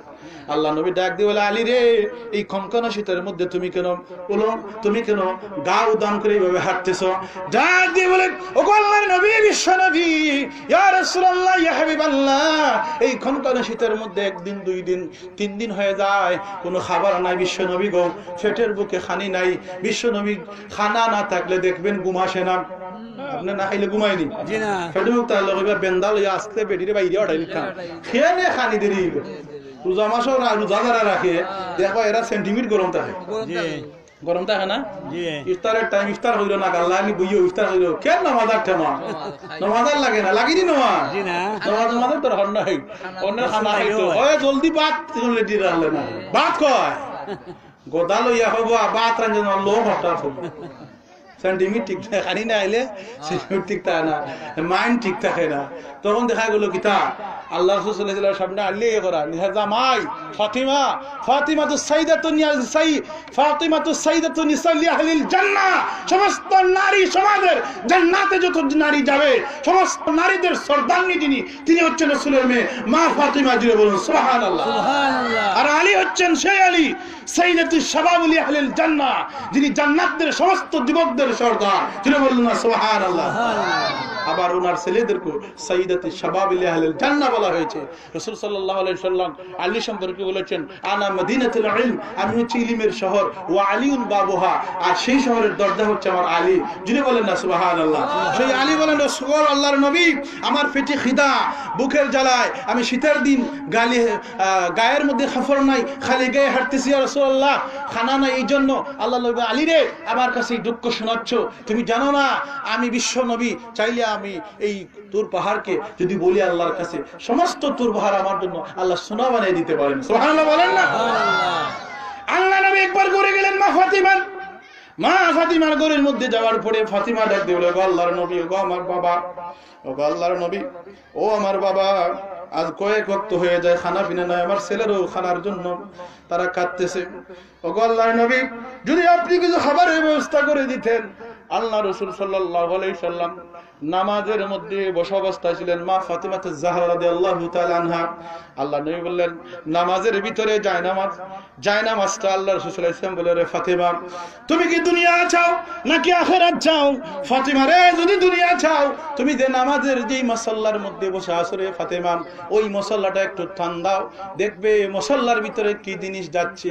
উনি জায়নামাজটা তুলা দিলেন, তুলা দিয়ে দেখেন এই মুসাল্লার ভিতর দিয়ে সোনা দানা হীরা মণি মুক্তা ওই জায়নামাজের নিচ দিয়া আল্লাহ পাক রব্বুল আলামিন নহর চালু করে দিয়েছেন। জোরে বলুন সুবহানাল্লাহ। বেহেশতের খাবার, আপনার বেহেশতের সুস্বাদু খাবার এবং ফল ফলাদি সবকিছু মা ফাতিমা জাহরা রাদিয়াল্লাহু তাআলা আনহার জায়নামাজের নিচ দিয়া যাচ্ছে। আল্লাহ নবী ডাক দিয়ে বলে, ফাতিমা, যদি দুনিয়া চাও রে মেয়ে, ও আমার সন্তান, তাহলে জাফটা দিয়ে এই সোনা দানা নিয়ে আসো। ফাতিমা তখন চোখের পানি ছেড়ে বলেন, ইয়া রাসূলুল্লাহ, ও গো আমার বাবা, আমি দুনিয়া আর চাই না, আমার বেয়াদবি হয়ে গেছে, আমি দুনিয়া চাই না, যত কষ্ট হোক এই কষ্টের ভিতরে আমি আল্লাহর শুকরিয়া আদায় করি, এভাবেই আমার জীবন চালিয়ে নিব। জোরে বলেন সুবহানাল্লাহ। প্রিয় হাজিরিন, আলী রাদিয়াল্লাহু তাআলা আল্লাহ নবীর কাছে আরজ করলে, ইয়া রাসূলুল্লাহ, আমার খিদার জ্বালা। আল্লাহ নবী, আলী রে, তোমাকে দেওয়ার মতো আমার কিছু নাই, যাও। আমার বন্ধুরা, আমার ভাইয়েরা, আল বিদায়া ওয়ান নিহায়া কিতাবের মধ্যে ঘটনাটা উল্লেখ করা হয়েছে। আলী রাদিয়াল্লাহু তাআলা আনহুকে আল্লাহ নবী বলেন, ওই যে দূরে দেখে যাচ্ছে এই চন্দনী রাতের মধ্যে, ছাদ ভরা সোনার রাতের মধ্যে, দূরে একটা খেজুরের গাছ, খেজুরের গাছ বলতে মরা খেজুরের গাছ, কোনো ডালপালা নাই, মরা একটা খেজুরের গাছ, গাছের মধ্যে কোনো পাতাও নাই। আল্লাহ নবী ডাক দিয়ে বলে, আলী, ওই মরা খেজুরের গাছের সামনে যাবে, যাইয়া বলবে, আমি বিশ্ব নবী বলেছি কিছু খেজুর দেওয়ার জন্য। জোরে বলেন না সুবহানাল্লাহ। আমার বন্ধুরা, আমার বাবারা, আমার নবীর, বিশ্ব নবীর আদেশ পাই আলী রাদিয়াল্লাহু তাআলা এরা এমন বিশ্ব নবীকে মানার মতো মানতেন, তারা মানার মতো রাসূলকে মেনেছিলেন, ইয়াকিন করার মতো ইয়াকিন করেছিলেন। এখানে যে মরা খেজুরের গাছ, এই প্রশ্ন করার আর কোনো প্রয়োজন হয় নাই। রাসূল বলেছেন খেজুর দেওয়ার জন্য, রাসূল যখন বলেছেন খেজুর অবশ্যই পাবো। জোরে বলেন না সুবহানাল্লাহ। ঈমান আকীদা বিশ্বাস ছিল। মরা খেজুরের গাছের সামনে যায় বললেন, আরে খেজুর গাছ, বিশ্ব নবী সাইয়্যিদুল মুরসালিন হুজুর আকরাম সাল্লাল্লাহু আলাইহি সাল্লাম বলেছেন, তুমি কিছু খেজুর দেওয়ার জন্য। মরা খেজুরের গাছ, পাতাও নাই, ডালপালা নাই, কোত্থেকে খেজুর আসবে? আলী রাদিয়াল্লাহু তাআলা বলতে দেরি হয়েছে, সাথে সাথে মরা খেজুরের গাছ গাছপালা ডালপালা ছেড়ে দিল, পাতা গজায় আসলো, খেজুর ধরে ফেললো। এমন খেজুর, মিষ্ট খেজুর, সাথে সাথে খেজুর ধরে ওই খেজুর গুলা আলী রাদিয়াল্লাহু তাআলা একেবারে হাতের কাছে চলে আসলো। জোরে বলেন না সুবহানাল্লাহ। আলী রাদিয়াল্লাহু তাআলা নিজ হাত দিয়া মন ইচ্ছা মতো খেজুর পেরেন, এক কুশ খেজুর নিয়ে আল্লাহ নবী সাল্লাল্লাহু আলাইহি সাল্লামের সামনে হাজির হলেন। আল্লাহ নবী সাল্লাল্লাহু আলাইহি সাল্লাম ডাক দিয়ে বলে, আলী, আরে আলী, দুনিয়া যদি আমি নবী চাইতাম তাহলে 2 দিন 3 দিন খিদার জ্বালায় আমি এইভাবে কষ্ট পেতাম না। আমি আমার আল্লাহর কাছে জন্ম হওয়ার পরে উম্মত চেয়েছি, রাব্বি হাবলি উম্মতি। আমি নবী, আমার জীবন অবস্থা আমাকে সম্পদ চাই না, উম্মত চাই। বিশ্ব নবী এখন রওজা শরীফের মধ্যে ইয়া রাব্বি হাবলি উম্মতি বলে বিশ্ব নবী কাঁদে। জুড়ে বলেন না সুবহানাল্লাহ। বন্ধুরা আমার, বাবারা আমার, সেই বিশ্ব নবী সাল্লাল্লাহু আলাইহি সাল্লামকে গালি দিল। আল্লাহ নবীকে গালি দিল আবু লাহাব। গালি দেওয়ার কারণে তার সম্পর্কে আল্লাহ সূরা লাহাব নাযিল করলেন। আর তার সন্তান আল্লাহ নবীর থুতু মুবারক বিশ্ব নবী নবীর গালের মধ্যে মারার কারণে যদিও থুতু মুবারক পড়ে নাই, কিন্তু আল্লাহ পাক সার দেন নাই। আল্লাহ রাসূল বদ্দা করে দিলেন, আল্লাহুম্মা সাল্লিত আলাইহি কালবান মিন কিলাবিহা, আল্লাহ তোমার কোন চতুষ্পদ জন্তু হইতে কোন একটি জন্তুকে তার দিকে লেলাইয়া দাও, তাকে বিজয়ী করে দাও। তার সন্তানকে বাঁচানোর জন্য সেই সিরিয়ায় চলে গেল, গির্জার সামনে তার সন্তানকে পাহারা দিয়ে বডিগার্ড হিসেবে রাখলো। কিন্তু আল্লাহ নবী তো বদ্দা করে ফেললেন, বিশ্ব নবীর বদ্দা কোনোদিন ফিরতো না, নেক দোয়া ফিরতো না। এমন অবস্থায় তারা যখন এই পাহারা দেওয়া শুরু করলো, হঠাৎ করে একটা বাতাস আসলো। সুবহানাল্লাহ বলেন। বাতাস আসলে এমন এক বাতাস, যে বাতাস আসার পরে সবার চোখের মধ্যে ঘুম লেগে গেল। যদি বলেন না সুবহানাল্লাহ। যেমন ঘুম দেখবেন সারা রাত ফেসবুক টিপায়, ফেসবুক অনেকটা বাড়াইছে না, ফেসবুক দিয়ে খারাপ ইলা না, আমরা তো ফেসবুক ইউজ করি, যত অস্বীকার করা না। আফটার রাত মরাম আপনার ফেসবুক টিকাই ওই সময় তার ঘুম নাই। হ্যাঁ, যখন তোমার হজরা জানো তো ঘুম গায় শয়তান আইয়া হাউ টিভি আর বন্ধুরে সারা রাত আমার কাম করছ, আমার গোলামি করছ, কার গোলামি করছে? শয়তানের গোলামি। ও বন্ধু হারা রাত আমার গোলামি করছ, এখন আজান হয়ে যাব, আজান শুনিলে তো তুই কি জানি না নমাজ আজকে ওদের অনেক কাম কর, ও হাউ টিভি দাঁড়াম তাহলে আরাম দাঁড়াম, ঘুমাইতা ঘুমাইতা ওনে দেখা যায় আজান হইনি তার উন্দান নিয়ে গেল। সকালে যখন হজরে নামাজ শেষ জোর রক্ত দেখায় খালি খোল্লা করে আটে, খোল্লা করে আটে। আস্তা রায় চুরিনতে লগে বেগানা মহিলা লগে মাথে যাইজনি মাথা না যাবে হল ফর পুরুষে বেগানা মহিলা লগে মাথা যাইজনি মাথা যাইজ না। দেখ ভাই আপনার রাত 3টার সময় উঠে গেছে আপনার মেয়ে, আমার আপনার মেয়ে উঠিয়া বাপে মনে করছে 3টার সময় উঠছে, মানে 2টার সময় উঠছে, মনে হয় তাজুদের নামাজ ধরতো। আসলে তাজুদের নামাজ ধরতো নি, 3টার সময় উঠছে। বাবা মানে শুনিলাম মাতলে তো ইলাম তার তোলায় মাফের সামনে ফেমিকের একটা মাতে একটা আলাসলা আছে না অনেকটা, মানে মাফে শুনিলিব ও 3টার সময় উঠছে, বাপে কর আবার তাজু ধরে কিতা করে তাজুদের নামাজ ধরে। আসলে কোন তাজুদের নামাজ ধরে গো তুমি টার পারে না, ফুরিরে মোবাইল দিছো, ফুয়ারে মোবাইল দিছো, খবর হইতে পারে না, ফুয়ারে বেড়া হঠাৎ ফুরিও বেড়া হঠাৎ। ঠিক কও যেরকম ঠিক না বেটি যাবো আমরা রূপ তো হইতে আজকে আজকের জমানার রূপ হই আমরা রূপটা এক মোবাইল বা করছে। মোবাইলটা আসলে খারাপ হইতে পারতো না, আপনার বাচ্চারা দেখতে পারবা অনেক দূর হই তো ভালো লাগিবা করছে। আমরা ব্যবহার করাম খারাপ বাইদি বেশিরভাগ, নেটও ঢুকলে দেখবা নেটও যারা ঢুকে বেশিরভাগ খারাপ বাইদি দেয়। ওয়াজ কয়জনে শুনে ইউটিউবের মাঝে ওয়াজ শুনলে 1 বছর হয় না 50,000 ভিউজ, কিন্তু দেখা যায় একটা গান চাললে হারাক্কার 1 লাখ 2 লাখ ভিউজ হয়ে গেছে 3 দিনের ভিতরে। তোর হোকা নাউজুবিল্লাহ তোর ওখানে নাউজুবিল্লাহ ইমান দিলি। আমার যুব সমাজ আজকে যে মাহফিল দিছে এরা ইচ্ছা করলে গান দিতে পারতো, ইচ্ছা করলে আর অন্য কিছু করতে পারতো, কিন্তু এটা করছে না। তারা এই মাহফিল দিছে, মানুষ কম কি বেশি এটা আসে যায় না। তারা যে এই মনের মধ্যে আল্লাহরে খাওয়া রসুলরে খাওয়া এই যে সব আকাঙ্ক্ষা নিয়ে এই মাহফিল দিছে। আমরা মধ্যে গান, আমরা দাদা, আমরা নানা, আমরা চাচা, আমরা বিবি, আমরা ফুফু, আমরা অনেক মই মুরব্বী তারা খবরে গসঙ্গী এরার মাহফিল এরার খবরে আজান মাহফিল লাগি এবং পাশাপাশি মানুষ সকল হেদায়েত হইতো, সহি রাস্তায় হইতো, উলামা হলতে ওয়াজ করবা ওটা নাকি যাবো কর, ওই উদ্দেশ্য নিয়ে তারা মাহফিল করছে। তারা আসলে ব্যর্থ হয় নাই, ব্যর্থ হয় নাই। অবশ্যই অবশ্যই এই সমস্ত নওজোয়ান কিয়ামতের দিন আবু বকর, ওমর রাদিয়াল্লাহু তাআলা, উসমান, আলী রাদিয়াল্লাহু তাদের সাথে হাসর হবে। জুড়ে বলুন সুবহানাল্লাহ। নারে তাকবীর, আল্লাহু আকবার, নারে রিসালাত, ইয়া রাসূলুল্লাহ, রাসূল মুহাম্মদী যুব সংঘ জিন্দাবাদ, জিন্দাবাদ, রাসূল মুহাম্মদী যুব সংঘ জিন্দাবাদ, জিন্দাবাদ। তো যে বিষয় কইতে আসলাম প্যারে হাজিরিন, আল্লাহ রাসূল সাল্লাল্লাহু আলাইহি সাল্লাম এখন বিশ্ব নবী সাল্লাল্লাহু আলাইহি সাল্লাম বুদ্ধতে করতে মনে আসেনি? রাসূল সাল্লাল্লাহু আলাইহি সাল্লামের বুদ্ধ তো শীত না এখনো তারপরে দিছে অষ্টাঙ্গ তুললা।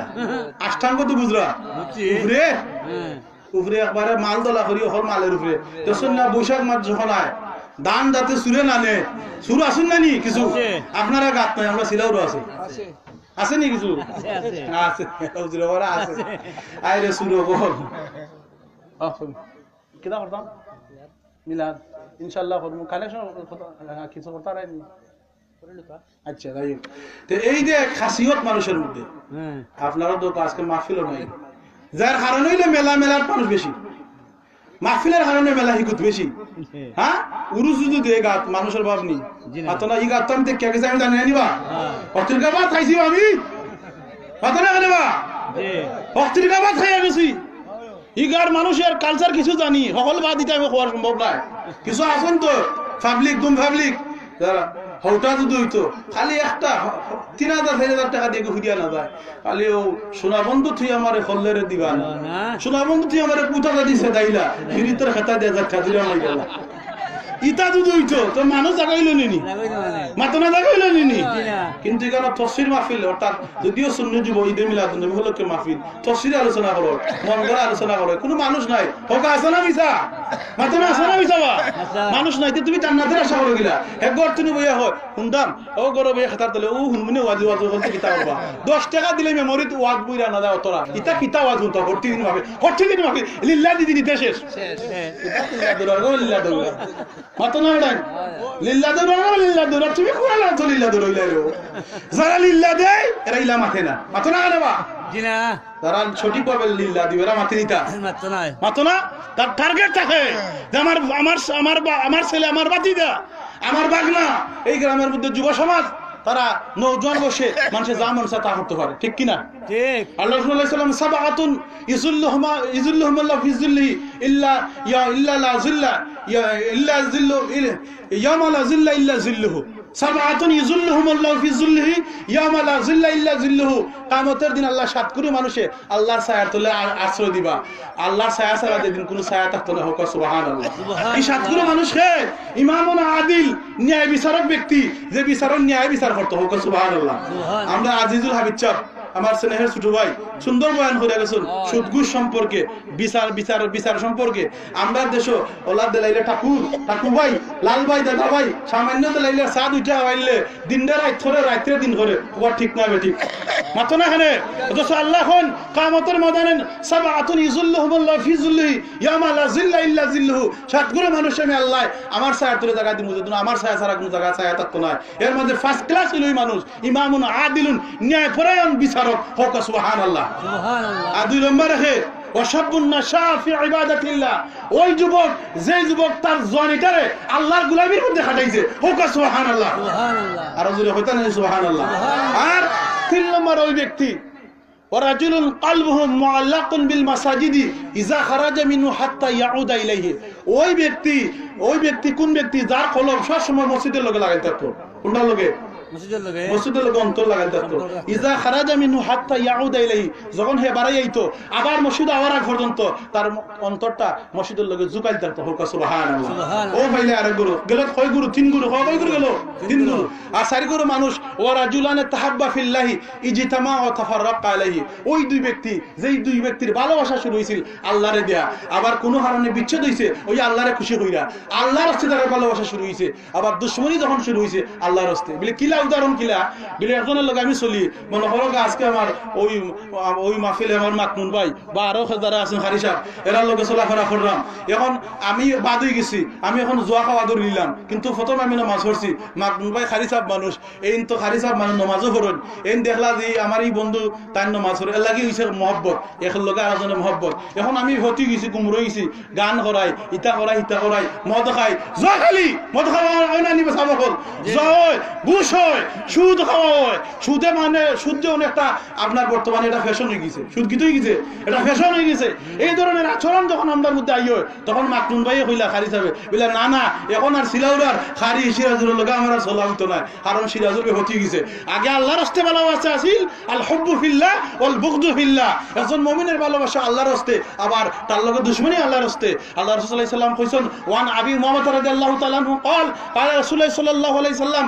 আল্লাহ রাসূল সাল্লাল্লাহু আলাইহি সাল্লাম কইল কিতা কইছেন আল্লাহ রাসূলে যে আল্লাহ রাসূল সাল্লাল্লাহু আলাইহি সাল্লাম কইছেন মান হাব্বা লিল্লাহি ওয়া বাগাদা লিল্লাহি যেই ব্যক্তির ভালোবাসা হইব আল্লাহর লাগি আবার দুশমনি হইব আল্লাহর লাগি ওয়া আতা লিল্লাহি তা দান হইব আল্লাহর লাগি ওয়া মানা লিল্লাহি দান তনি বিরত থাকব আল্লাহর লাগি ফাকাদ ইসতাকমালাল ঈমান তার ঈমান পরিপূর্ণ হয়ে গেছে রাওয়াহুল বুখারী হোক সুবহানাল্লাহ সুবহানাল্লাহ এখন দিব দান করে কোন দাননি দান কোন না করে হয় ফুরি আনতেনি মাতরা কানে ও ফুরি আনতেনি বেটা ওই ও ফুরি আনমু খারে আনতা লাভলি আনমু সুইটি আনমু খারে আনবো লাভলি সুইটি পারবিন আমি তো গায়ক আমাদের নাম কথা জানি আমার মন গড়া হইলা হ্যাঁ বা মমতাজরে আনতো মমতাজের নাম তো মানে যেহেতু পেপার পত্রিকায় হলদা তো আমরা ফেসবুকেও ভাই মমতাজের তোর বেটা 2000 নে খাইতে পারে না তার করো নাই খানি রিনা যে 49,000 কিছু মারার লগে লোক নাই মমতা দাইব 2000 নে ইলা মানুষ আছে না মাত্র মাত্র না রে বা আস্তাগফিরুল্লাহ হোক আস্তাগফিরুল্লাহ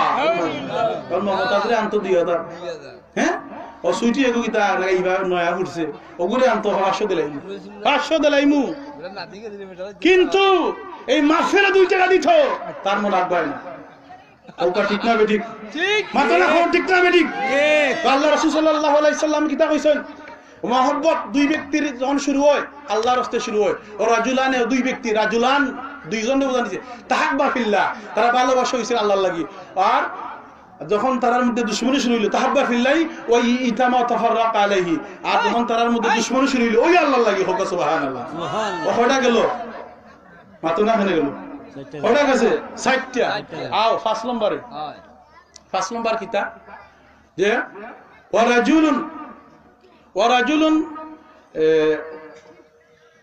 যাকারাল্লাহ খালিফান ফাফাদাত আইনাহু সুবহানাল্লাহ ওই ব্যক্তি যাকারাল্লাহ যে আল্লাহর স্মরণ করে যাকারাল্লাহ খালিফান কিলা নীরবে গোপনে হোক সুবহানাল্লাহ কোন সময় স্মরণ করে গোপনে রাত যখন দেখতে হয়ে গেল রাত 2টা হয়ে গেল কোন মানুষ ঘুমের মধ্যে জাগ্রত অবস্থা নাই বাড়ির সারা মানুষ ঘুমিয়ে পড়েছে মনে করেন গোয়াসপুরে আমার ওই চাচা আমি ওনাকে চিনি ওনাদেরকেও আমি চিনি ওনারা আমাকে না হতে চিনতে পারি অনেকদিন হয়ে গেছে আমার হুজুর আসেনি কারিক রাত্রে যখন 2টা হয়ে গেল সবাই ঘুমিয়ে পড়েছে মদ অবস্থায় নৌজওয়ানটা ঘুমটা ভেঙে ফেলে আরামের বিছানাকে লাথি মেরে আরামের বিছানাকে হারাম করে লাথি মেরে দিয়াম আল্লাহর শরণার্থী যুবকটা নামাজের মধ্যে দাঁড় হয়ে গেল তাহাজ্জুদের নামাজ পড়লো কোরআন শরীফের সূরা ইয়াসিন তেলাওয়াত করলো সূরাতুল মুলক তেলাওয়াত করলো যেই সূরা তেলাওয়াত করলে 29 পারা প্রথম সূরা কবরে আযাব maaf ফিরে বলেন সুবহানাল্লাহ আল্লাহর বান্দা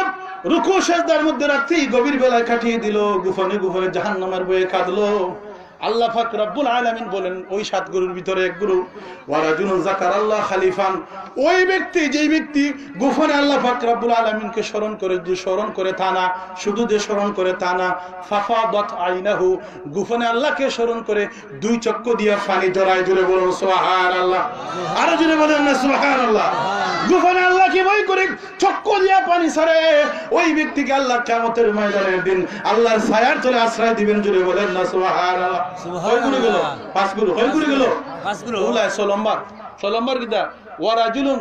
ওয়ারাজুলুন ওই ব্যক্তি দাআত ইমরাতুন যারা ডাকছে একজন মহিলা জাতু হাসাবিন যার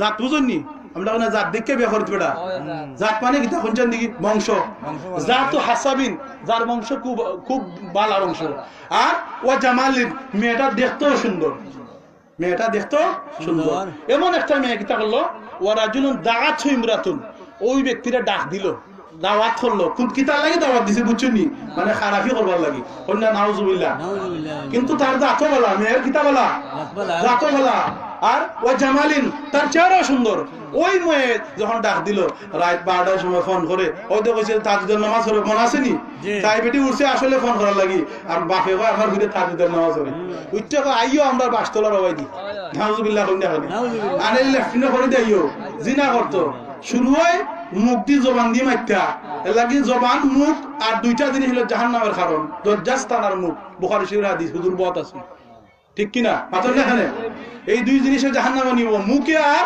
লজ্জাস্থানে কইনা নাউজুবিল্লাহ এই যে মাছুর হইছিল আকর্ষণ বাড়তে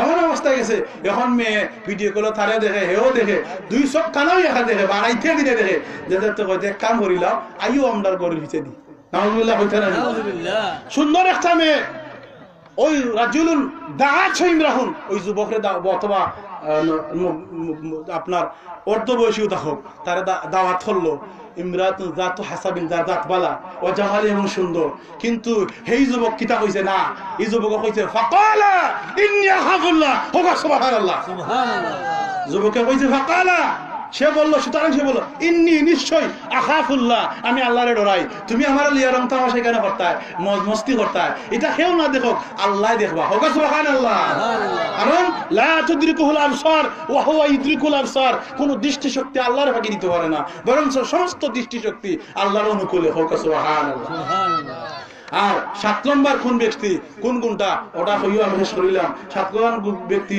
গুণের ব্যক্তি হলো ওই ব্যক্তি রাজুলুন তাসাদ্দাকা বিসাদাকাতিন ও তো সাদকার কথা কইতে উড়ি যারা ও দান করবা ওরে দাঁড়াই কি নাকি দাঁড়াবো ও কেসিয়ার সাহেব মসজিদের পুরা আমরা কেসিয়ার জানি কি নাকি দা ও রাজুলুন ওই ব্যক্তি তাসাদ্দাকা বিসাদাকাতিন যে সদকা করে আল্লাহর রাস্তায় কিলা সদকা করে হাত্তা তাসাদ্দাকা বিসাদাকাতিন ফাখফাহা এমন ভাবে সদকা করে গোপনে কোন লা তাআলামা শিমালুহু মা তুনফিকু বিয়ামিনু হে যখন তাইনাত দি দান করে তার বাম হাতে টের হয় না তাইনাত দি দে বাম হাতে টের হয় না গোপনে দে আর আমরা দেশে দেবানে এখন ধনী লন্ডন থেকে আইছে তার ফার্স্ট ফিশ নাই পরীক্ষা অথবা গাইড কিনতে পারেন না অথবা গড়হা মারাইতে পারছে না গোষ্ঠীর মানুষ আকারিব রক্তের মানুষ গাহরো ঠাকুরভাই অথবা বড় ভাই যেতেও আছে লে ভাই সাহেব বা চাচা দাদা নানা আমি তো দেখি গেছি আমারে কিছু টেকা দিন না রে হাক মারি হয় গীতা ফর্তি বেলা দিতাম না গীতা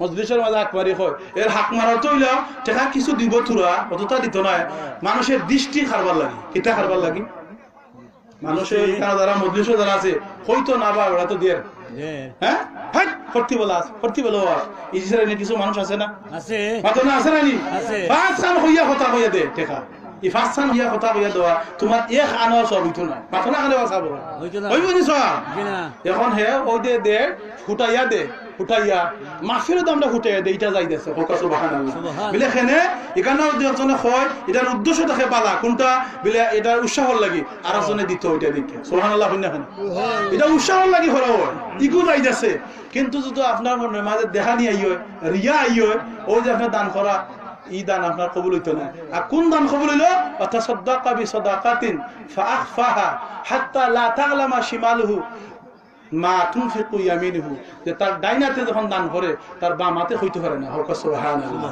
প্রিয় হাজিরিন তো আমরা হযরত আসলাম ওই যে আবু লাহাবের ছেলে উফরের মধ্যে আছিল আষ্টাঙ্গের মধ্যে মনে আসেনি আষ্টাঙ্গের উপরে আছিল তখন আর তার ওই বডিগার্ড হলদের আল্লাহ বাতাস চালু করে দিলা ঘুম আইলো ঘুম আওয়ার পরে বন্তনি একটা সিংহ বাহির হয়ে আইলো বুঝছনি আইতা মন ইচ্ছা মতনি বাঘ আইয়া কিতা হলো সিংহ বাঘ এটা তো প্রায় 1 লাখ নাই দুই নাম দুই জাত 1 লাখ তো বাঘ আইয়ারি তার মন ইচ্ছা মতন খাইয়া বুঝলা নাকি তা মন ইচ্ছা মতন খাইয়া আর চিহ্ন হিসাবে কিছু রাখিয়া গেছে বুঝাই গেল রাসূল সাল্লাল্লাহু আলাইহি ওয়াসাল্লামের দোয়া কবুল হইছো আর কিছু দেখ ন মনটা কিতা হোক সুবহানাল্লাহ আমরা এই আজকের এই ওয়াস্তনি এই সূরা আল হাক্কনি কিতা শিক্ষা পাইলাম কইতার বাণী কিতা শিক্ষা পাইলাম আমরা শিক্ষা পাইলাম যে অহংকার বালা নাই হোক কিতা বালা নাই আল্লাহ রাসূলের বিপক্ষ অবস্থান করা বালা নাই কথা ঠিক আছে নি গান বাজনা করা খার বিপক্ষ অবস্থান করা আল্লাহ রাসূলের বিপক্ষ অবস্থান করা মদ জুয়া এটা খার বিপক্ষ অবস্থান করা